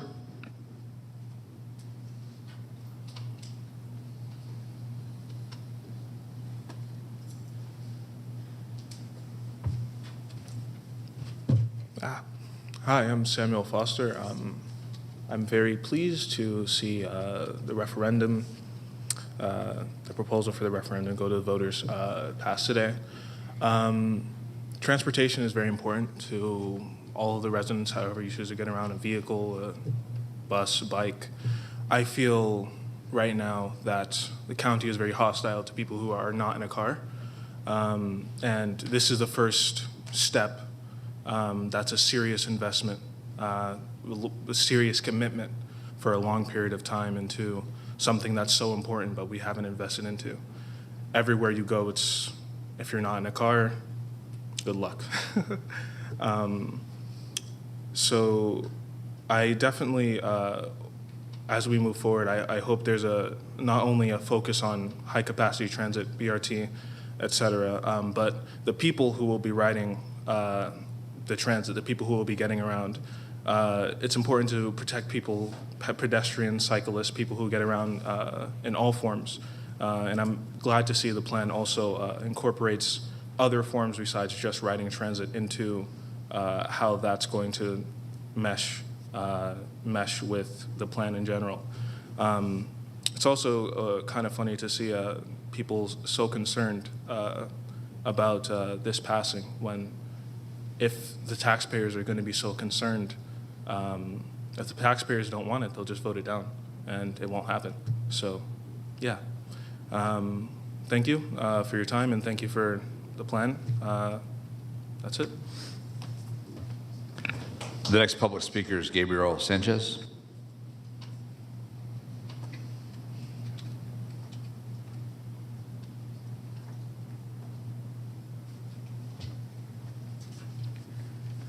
Hello, my name is Gabriel Sanchez. I am a resident of Smyrna. I'm born and raised here in Cobb County. I am also a candidate for State House 42. And I just want to thank the board and staff for this work on the public transit referendum. I think it is desperately needed in this county, and I'm very excited to see the opportunities that this public transit can provide, especially for my community, the Latino and immigrant community.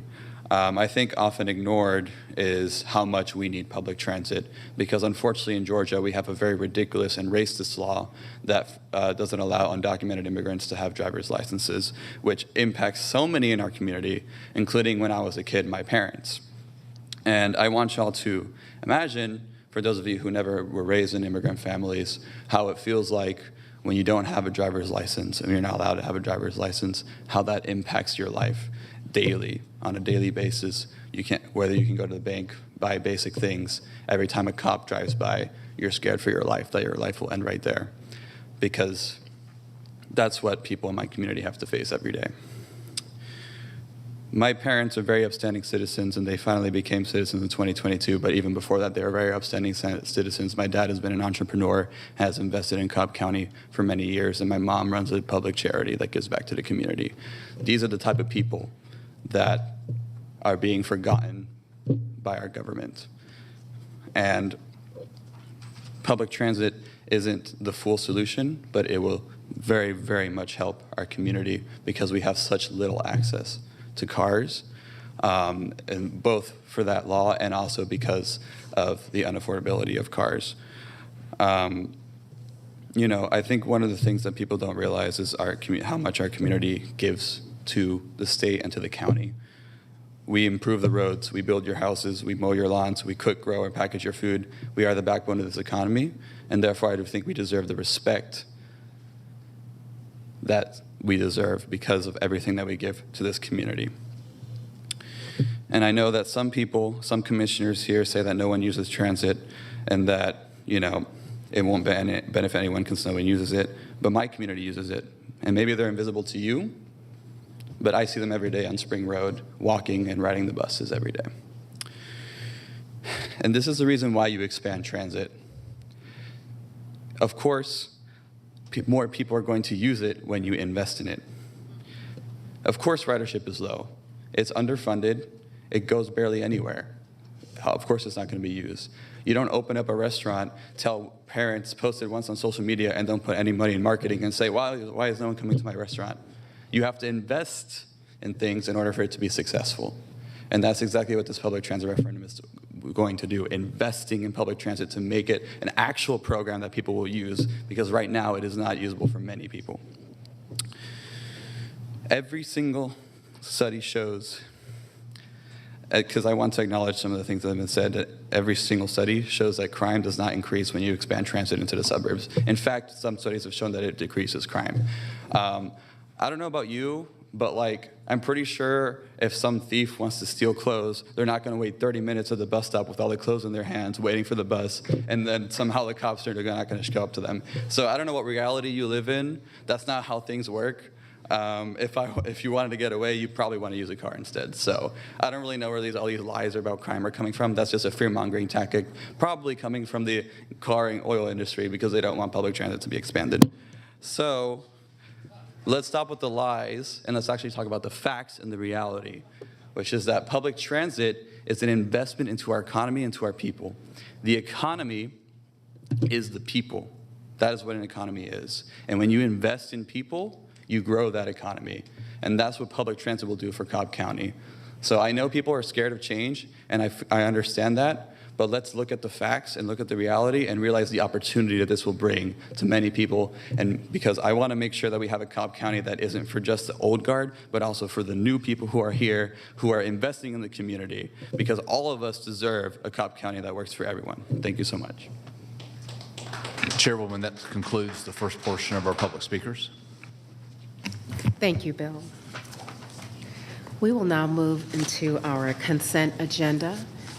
Before the meeting and after the meeting, agenda items have and will scroll on the screen. The consent agenda is voted on in bank, meaning all these items are voted on at the same time. Commissioners, the consent agenda has been revised for agenda item number 14.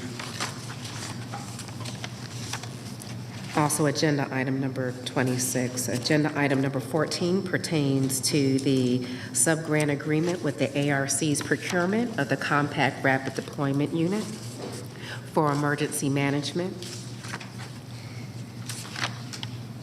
And agenda item number 26 pertains to the county clerk's agenda item to adopt resolutions establishing the dates and times of the regular meetings and zoning hearings of this board for next year. With that, Commissioners, I move that we do approve the consent agenda as it has been revised and to authorize execution of the necessary documents by the appropriate county personnel. Second. Is there any discussion? Yes, Commissioner Burrow.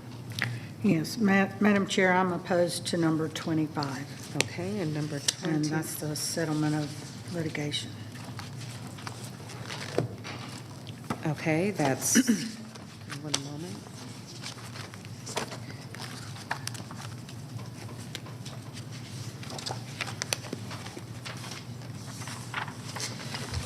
Okay, that's the settlement of litigation to create a new unit in the Public Facilities Project Fund. Are there any other comments with respect to the consent agenda, Commissioners? Okay, I'll call the question. The motion carries 5-0. Again, noting Commissioner Burrow's objection to agenda item number 26. With that, we will move into the regular... 25. Excuse me, 25. Thank you. With that, we will move into the regular agenda, and the first tab is for the Probate Court. We have here our Probate Court Judge, Kelly Wolk, here with us. Good morning. This is a request by the Probate Court to add 3 positions, a hearing officer, a court support supervisor, and an additional clerk, deputy clerk for our courtroom, to put us more in line with the other classes of court. We made a commitment to the board during the budget process to try to limit our requests where we could, and then to readdress if the staffing impinged our ability or hindered our ability to provide services. Despite our best efforts, we can't provide the level of service at a time of need that our customers and constituents need. There is an adjustment. The impact statement referenced the personnel FY23 budget would be impacted. It should be FY24. That should be changed, should have been changed in the item, and the request is for a total increase of $292,886.78 over the remaining 19 payroll period, and we are requesting that that come from fund balance. Thank you. So with this, the purpose of this is to authorize creation of those 3 new positions in Cobb Probate Court, hearing officer or court support supervisor, and an additional deputy clerk 4.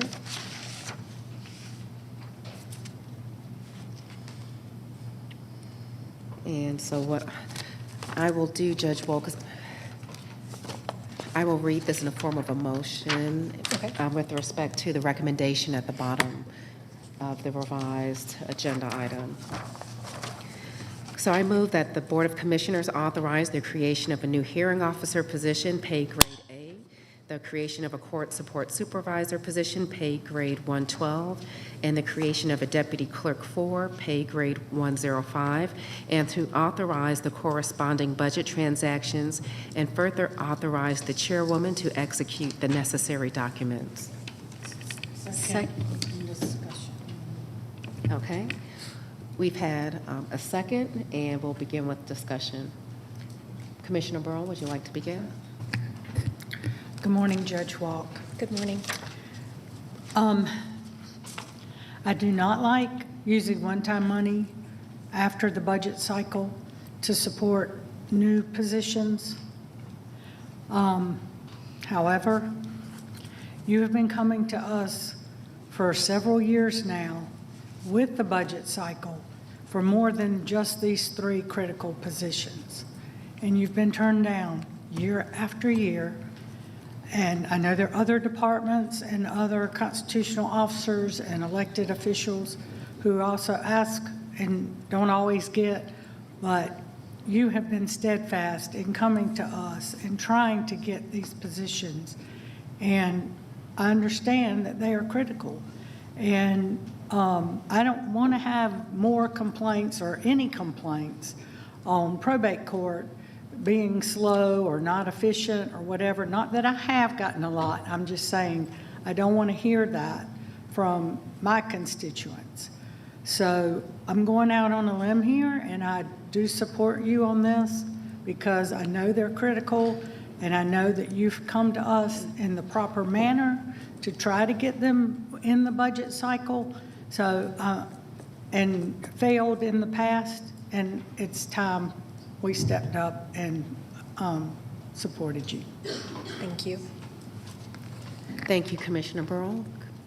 Did you have a comment, Commissioner? Okay. Certainly. I think this is, I also have my reservations with using the fund balance for this, but I do understand this has been a repeated request, and you have attempted to try to make do with what you had, and especially in this last budget cycle, with the understanding that you would be back, given that things did not work out. And I think you are an example of driving a car with the wheels not on until the wheels fall off. And we really need to make sure that our level of service is where it needs to be. So I would, while this is certainly against policy, I'm willing to accept this as an exception to policy. For me, it's more of an emergency. So, thank you. Thank you. Thank you. Are there any other comments? Commissioner Gamble? And Judge Walk, I know we've had many conversations, and I've appreciated everyone. And I know, again, since I've come in 2019, I've heard your pleas. What I did take offense of in the work session yesterday is that it was kind of thrown back on the Board of Commissioners for not supporting your position request. I take great offense to that because I know since 2019, I haven't been able to advocate for what you've told me to make sure that it was funded. Because the Board of Commissioners, while we do approve the budget is presented by the county manager and the chairman of the board. I have not had any say as far as if you get a position or not, nor any other department. But it seems like the Board of Commissioners always gets blamed for underfunding the departments. So if it is going to start coming back on the onus of the Board of Commissioners as far as departments being underfunded because we approve the budget, then we need to change the budgeting process. Are there any other comments? I'll just make a quick one. Judge Walk, thank you so much for what you do over at Probate Court, and I echo the sentiments earlier of my fellow commissioners with respect to using fund balance when we know that that's taboo.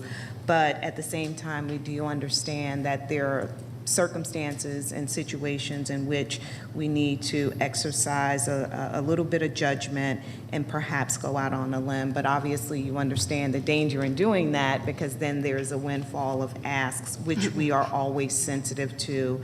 But with what you guys do and the sensitivity of your work at Probate Court and dealing with the deceased person's estate and the general public, that also adds a layer of sensitivity and an eagerness and a desire to serve our residents of the county. So I am supportive of it.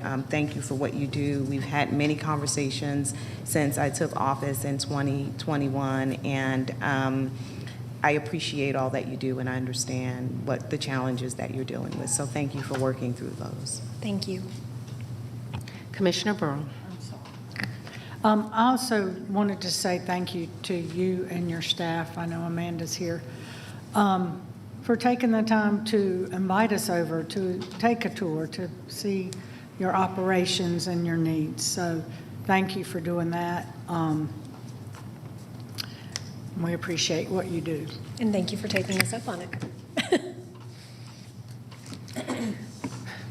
Judge Wilk, you've been a tremendous advocate in doing the work of the citizens of Cobb County at one of probably the most challenging periods that they have, whether it's the passing of someone or dealing with an order to apprehend for mental health issues. You also deal with guardianships, you know, pretty emotional matters of our citizens.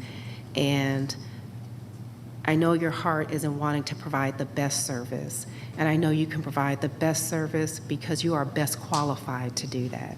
But you have not been commensurately resourced to do that. And I remember from when I first came here and you advocating for sliding shelves so you can get the files in and having challenges with that. And there's some things that you should not have to advocate so hard for. But I'm grateful that we can be responsive. There are competing interests in the budget that gets presented. The budget is the most significant policy instrument we have as this board, and this entire board has the opportunity to weigh in and vote on it. And so I'm happy that we're voting today in support of this, even though it did not fall within our budget cycle. And I think your comments yesterday were dead on. What other tool or what other means do you have of which to present your requests if they're not met within the budget, if they're not anticipated? This is it. And I think we need to be very careful in what we do use fund balance for, because the floodgates may open. But as you heard from the Board of Commissioners, this is something that we all feel is very important to us and to our citizens, as we know it is to you and your staff. Thank you for doing the best that you can do with what you've been given. And I'm grateful that we're able to move forward with this request so that you can diligently serve Cobb County. With that, Commissioners, we had a motion and a second. Go ahead and call the question. The motion carries 4-1 with Commissioner Gamble in opposition. Thank you all.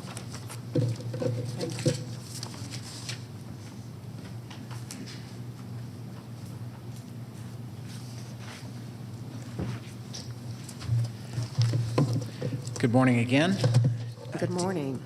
DOT has just one item for your consideration on regular this morning. And that item is to recommend the Board of Commissioners authorize procurement of equipment in an amount not to exceed $553,843, utilizing available state contracts for traffic signal system preservation, conflict monitors, and monitor key programmers, project number B2590, and further authorize the corresponding budget transactions. I move that we approve this agenda item as it has been presented. Second. Is there any discussion? Call the question. The motion carries 5-0. Thank you, Drew. Thank you. Just one item, Christmas come early, Drew, huh? Just one? Oh, it didn't come that early, did it? Okay. We are moving on to the Public Services regular tab. And we are here with our Parks Director, Michael Brantley. Good morning, Chairwoman, Commissioners, Madam County Manager. Happy holidays. We have one item for consideration this morning. Our item this morning is for the board to approve an amendment of Work Authorization 2 to the contract with Atlas Technical Consultants, LLC, for the 2022 Park SPLOST program and the continuation of the 2011 and 2016 Park SPLOST program. Work Authorization 2 is requested for the 2-year period beginning January 1, 2024 and ending December 31st, 2025. We ask the Board of Commissioners approve the amendment of Work Authorization 2 to the Program Management Agreement with Atlas Technical for an amount not to exceed $2,840,020 for the 2022 Park SPLOST program, continuation of the 2011 and 2016 Park SPLOST program, authorize the corresponding budget transactions, and further authorize the chairwoman to execute the necessary documents. Okay, so moved as presented. Second, and liking the tie. Thank you. Ready? Yes, very nice. Commissioner Burrow. Thank you, Michael. This is the 11, 16, and the 22 SPLOST. Yes, So sir. why would it end before the 22 SPLOST ends? So Why we do- wouldn't the term be for the whole SPLOST? We do multiple work authorizations depending upon resources needed. Because we change resources staff through Atlas at different times. We may need more program managers at a different time or more construction managers, depending upon where we're at in the schedule of projects.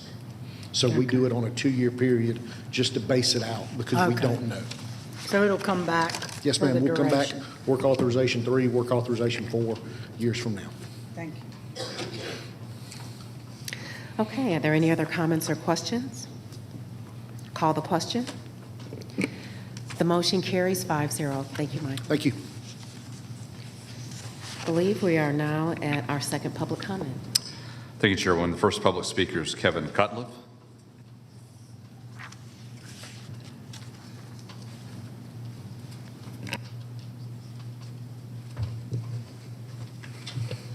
Good morning, Commissioners. Kevin Cutliff, District 2, East Cobb. I want to thank the board for approving the agenda item for SPLOST. I'm very excited for the referendum to take hold and see if voters approve it. I'm a 21-year-old Gen Z constituent. As I've said before, our generation is seeing higher costs of living and, most importantly, higher costs of transit by car. Parents here can vouch. Many of us are getting our licenses older and older. 80% of 20 to 25-year-olds had licenses in 2020. That number was 90% in the 90s. Facing a pandemic and my mom being laid off, instead of a car, I moved to riding an electric bike and using the Cobb Link and MARTA.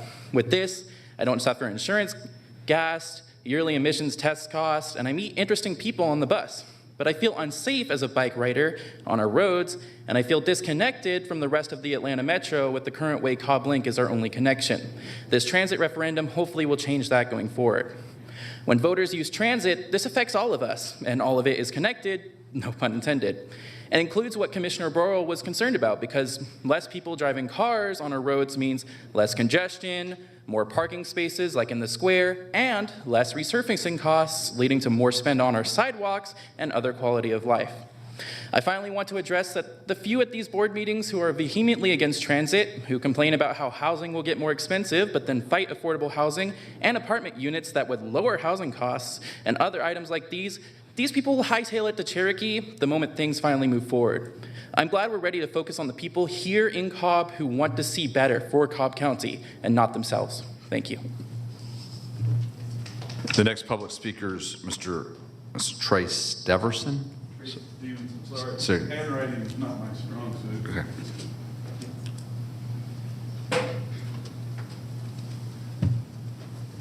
I'm Tracy Stevenson from Marietta. The SPLOST, the SPLOST. Let's just put all the cards on the table. I've been on the website, I've tried to fill out the survey, and it gives me no opportunity to fill out a negative survey.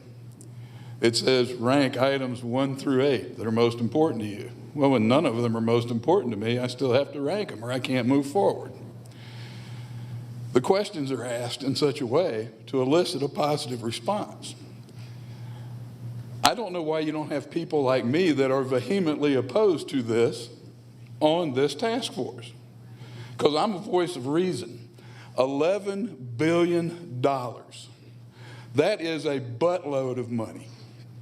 That is $363 million a year. Think about that. Think about it.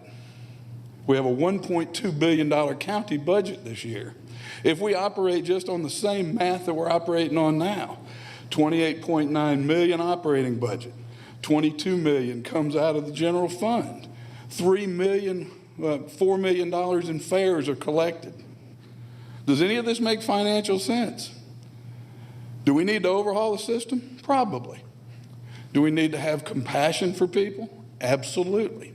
Are there better ways to do it than using 30-year-old technology to move forward?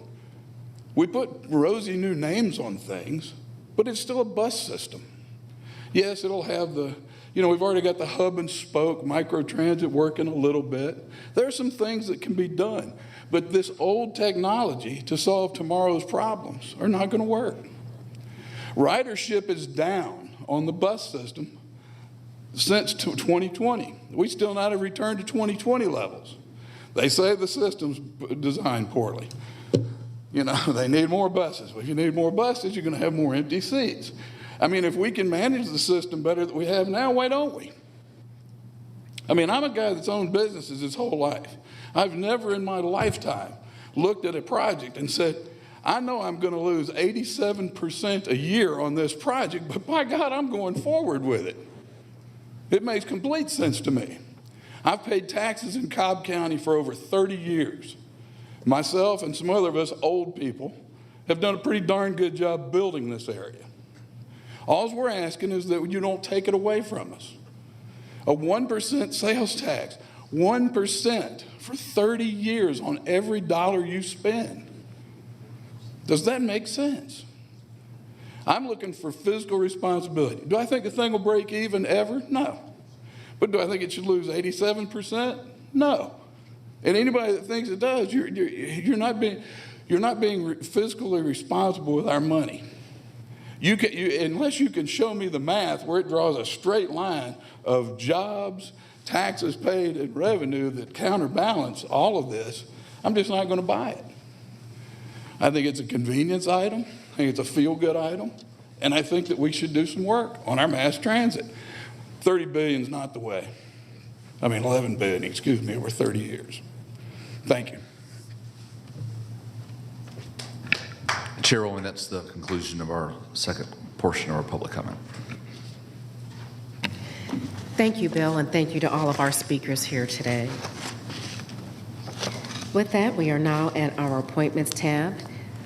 Commissioners, the first matter is with respect to the Region 1 Behavioral Health and Development Disabilities Planning Board. I move that we approve the reappointment of Mary Lou Pagano to that board. Second. Is there any discussion? Call the question. The motion carries 5-0. And for the next matter, I move, or I don't need to, I just need to announce the reappointment of Danae Badio McRae to the Workforce Development Board. And the next few matters are through Commissioner Sheffield. I make a motion to approve Samuel Colberth to the South Cobb Redevelopment Authority. Second. All right. Any discussion? Call the question. The motion carries 5-0. Okay, you can Just do keep the going? next Okay. item. Yes, you can go right through your item. Okay. I'd like to make a motion to approve the reappointment of Jason Gaines to the South Cobb Redevelopment Authority. Any discussion? Call the question. The motion carries 5-0. I'd like to make a motion to reappoint Edric Harris to the South Cobb Redevelopment Authority. Second. Any discussion? Call the question. The motion carries 5-0. And also to announce that David Zellner has withdrawn his interest to serve on the South Cobb Redevelopment Authority. Okay, thank you. So we will not be voting on agenda item number 36. Correct. All right. And then final item. To make a motion to approve the reappointment of Ollie Davis to the Public Library Board of Trustees. Second. Okay, any discussion? Call the question. The motion carries 5-0. Thank you, Commissioner. We are now at the Commissioner's public address, and once the presentations queue up, we'll begin with Commissioner Gambrill.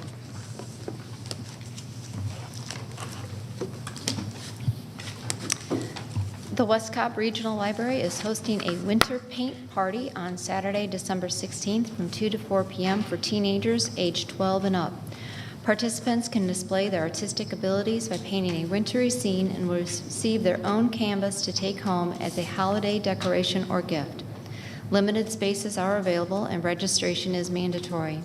To secure your spot, scan the QR code and complete the form or call Kaylee at 770-528-4699. Hot Cocoa with Santa. Again on Saturday, December 16th from 2 to 4 p.m., Santa will be making a special appearance at the North Cobb Regional Library. You can enjoy some hot cocoa with him and bring along prepackaged cookies to share at the cookie exchange table. There will also be a holiday craft activity available. At 3 p.m., Miss Janet will be hosting a holiday story time. This event is open to all ages and no registration is required. The cocoa in those photos look very good. Ryan and I would like to wish everyone a Merry Christmas, a Happy Hanukkah, a joyful and prosperous Kwanzaa, the blessing of Las Padeas, winter solace of Yule, and British tradition of Box Day, and a Happy New Year. Cobb County government offices will be closed Monday, December 25th and Tuesday, December 26th in observance of the winter holidays. We will also be closed on Monday, January 1st for the new year. Thank you. All right, thank you, Commissioner. We'll move on to Commissioner Richardson.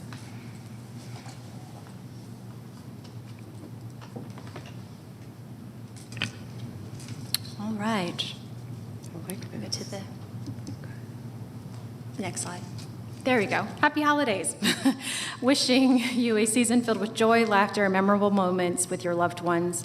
To just reiterate, double click, Cobb County offices will be closed from December 25th through 26th to observe Christmas, but certainly happy Christmas Hanukkah Kwanzaa. I did it. Feliz Navidad. Yes, Feliz Navidad. District 2 Holiday Food Drive. Our office is still partnering with the Center of Family Resources to host a food drive to help families in need during the holiday season. Locations for donation drop-offs include Sewell Mill Library, Vinings Library. They've already filled 4 boxes, which is amazing. East Cobb Library. Donations will be collected from November 15th through December 22nd. All donations will go to the Center of Family Resources. And for any questions, please contact our office. And special event, this past Sunday, I was thrilled to participate in the Congregation Ner Tamid's annual menorah lighting with my fellow commissioners and Councilman Goldstein. I had a fantastic time sharing the spirit of Hanukkah. Happy Hanukkah to you and your loved ones. From the community, all aboard the Polar Express, cookie decorating and a movie. Kick off winter break by decorating a cookie and then eat it while watching a Christmas movie. Feel free to bring a sack lunch to enjoy during the movie as well. Cookie decorating will be from 11:30 a.m. to 12 o'clock to noon, and the movie Polar Express will start at noon. The movie runtime is 100 minutes, so set your calendar or your clock. Donate a toy and spread the joy. Stuff-A-Bus. Cobb Christmas partners with Cobb County Department of Transportation and Cobb Link to create the county's most unique and memorable holiday program, Stuff-A-Bus. A Cobb Link bus is traveling around the county picking up toys to help brighten the holidays for Cobb's children. You can help by donating new, unwrapped presents, food, or monetary contributions during Stuff-A-Bus, which is running through Thursday, December 14th. Please visit cobbchristmas.net to find drop-off locations. And then just a reminder to connect with us. 2024 Priorities Tour is coming up next year at the top of the year. Zoning hearing December 19th, agenda preview December 18th for the zoning hearing, and community huddles Thursday the 28th and Saturday December 30th. Please contact our office if you have any questions, and there you go. Thank you. That concludes my comments. Thank you, Commissioner. We'll move on to Commissioner Braun. Thank you. Happy birthday, National Guard. December 13th marks the National Guard's 387th birthday. Although this day is not recognized as a national holiday, this day is as important as any other commemorative day. The National Guard was established in 1636 and is the oldest military organization in America. The National Guard is primarily composed of citizen soldiers who hold down full-time civilian jobs, attend school, and are business owners. The mission of the National Guard is to serve both community and country, and to provide defense for the nation. They have been known to respond with speed, strength, and efficiency to help defend American freedom and ideals. Service for the Guard is not a full-time job, but its demands require a lifestyle of commitment and sacrifice. So if you know someone who serves in the National Guard, be sure to thank them for their service. December is special pet adoptions and free adoptions on Mondays. It's the most wonderful time of the year. Santa Paws will be available for pictures at Cobb Animal Services from 11 a.m. to 3 p.m. on Saturday, December 23rd, and Sunday, December 24th. Bring your pet, or better yet, adopt a pet while you're there. No better way to commemorate your adoption than a picture with Santa Paws. Every Monday, you can adopt the featured pets at the Cobb County Animal Services parking lot for free. There will be dogs and cats available. Find your special forever friend during this holiday season. Throughout December, the adoption fee is $12 for adult dogs and cats and $25 for puppies and kittens. You can view the available pets that are up for adoption at cobbcounty.org/pets. Cobb Animal Services is located at 1060 Al Bishop Drive, Marietta. It's not too late for Wreaths Across America. This Saturday, December 16th, at the Marietta National Cemetery, 500 Washington Avenue, Cobb Veterans Memorial Foundation invites you to join them for National Wreath Across America Day at noon. The ceremony will begin at noon, followed by the placement of the wreaths. Please help us remember, honor, and teach by volunteering and inviting friends to join in the laying of the wreaths on the veterans' graves to honor them and say thank you for your service. No sign-up is necessary. We look forward to seeing you on Saturday. Congratulations to our own Al Curtis, our Fleet Services Director. Oh, I thought you were asking me something. He received the legendary Lifetime Achievement Award at the Government Fleet Expo and Conference, GFX. Curtis was chosen by the industry among all the public fleet Hall of Fame inductees. The award is sponsored by Sourcewell, and Andy Campbell from Sourcewell announced this year's winner. And this isn't the first award Al has won as Director of Fleet. He's well known for his awards and and the great job he does. So congratulations, Al. We thank you for all you do for Cobb County. Happy Hanukkah, Merry Christmas. I'm just going to say happy holidays to include everyone else. And I hope you have a wonderful holiday, Happy New Year, and with your family and friends, and celebrate the season. And to sign up for my newsletter and to contact my office, my information and my assistant Kimberly's information is on the slide. Thank you. Thank you, Commissioner. We'll now go to Commissioner Sheffield. Thank you, Chair. Join me, your neighbors and friends, for my annual holiday gift basket class at Freeman Pool Senior Center this coming Friday, December 15th at 1 p.m. Bring your creative genius to make a gift basket filled with holiday treats and sing along to your Christmas and holiday favorites. Freeman Pool is located at 4025 South Hurt Road in Smyrna. Space is limited. Please call 770-528-3311 to reserve your spot today. The baskets and the goodies are complimentary and they will be provided. Join Santa and friends at the annual Christmas at the Mapleton Square celebration this Saturday, December 16th from 11 a.m. to 2 p.m. There will be vendor booths, games, food, and music. Enjoy hot cocoa, photos with Santa, and vote in the decorative wreath competition. The event is free and is presented by the South Cobb Lions Club, the Hope Family Resource Center, First Christian Church of Mapleton, Mapleton First Baptist Church, Friends of Mapleton, and the Mapleton Improvement Coalition.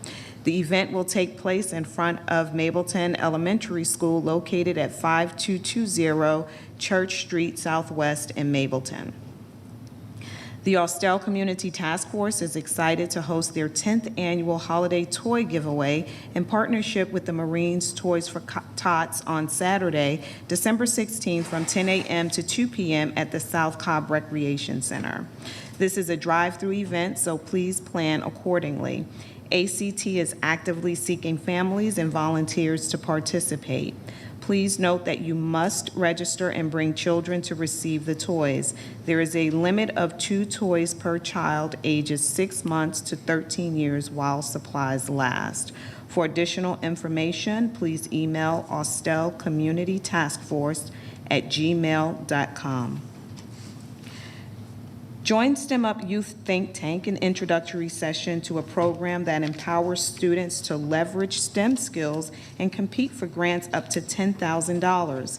Inspired by the popular TV show Shark Tank, this competition provides an opportunity for students to make a real impact by addressing community challenges. During the virtual event on Saturday, December 16th at 10 a.m., youth will work with a group of like-minded students to identify community problems and brainstorm innovative solutions that can help shape their future. And as a token of appreciation, all student participants will receive a gift card reward for contributing their time, creativity, and passion to this exciting initiative. STEM Up is powered by NCR Foundation. Don't miss out on this chance to be a part of something extraordinary. Visit unitedwayatlanta.org to join the STEM Up Think Tank. Chick-fil-A coming soon, possibly. And I said possibly because it comes before the board. But the Board of Commissioners will consider a zoning amendment application from Chick-fil-A at December's zoning hearing. There are two zoning conditions added to the parcel in 2022, and this location, as you can see from the screen, is on Veterans Memorial and Hickory Trail, which sits right next to the McDonald's. But there were 2 zoning conditions added to this parcel in 2022, a deed restriction which placed on the property prohibited use, future use of any auto-related uses, and also a restricted use of any drive-through restaurants. So what the applicant is requesting is to come before the board and remove the drive-through restriction from the property. The Board of Commissioners zoning hearing is scheduled for Tuesday, December 19th at 9 a.m. at 100 Cherokee Street, Suite 200 in Marietta. Stay tuned for the outcome. And while I do not have a slide, I wish everyone a Merry Christmas, Happy Hanukkah, Happy Holidays, Feliz Navidad. I'm trying to get to your level, Commissioner, and saying all of that at once, and of course, a Happy New Year. I share the same sentiment. Thank you all for being here with us today. We've had a lot going on in this meeting. Very grateful to see our SPLOST referendum continue to move forward. Thank you for those who've weighed in, and look forward to having additional meetings with all of you with respect to that item. But with that, it's been a pleasure to see all the slides here today. We have a lot of great things going on within our Cobb County community. I hope you're able to attend one of the events that you saw here, and I pray that all of you have a wonderful holiday season and look forward to seeing you in the new year. Thank you.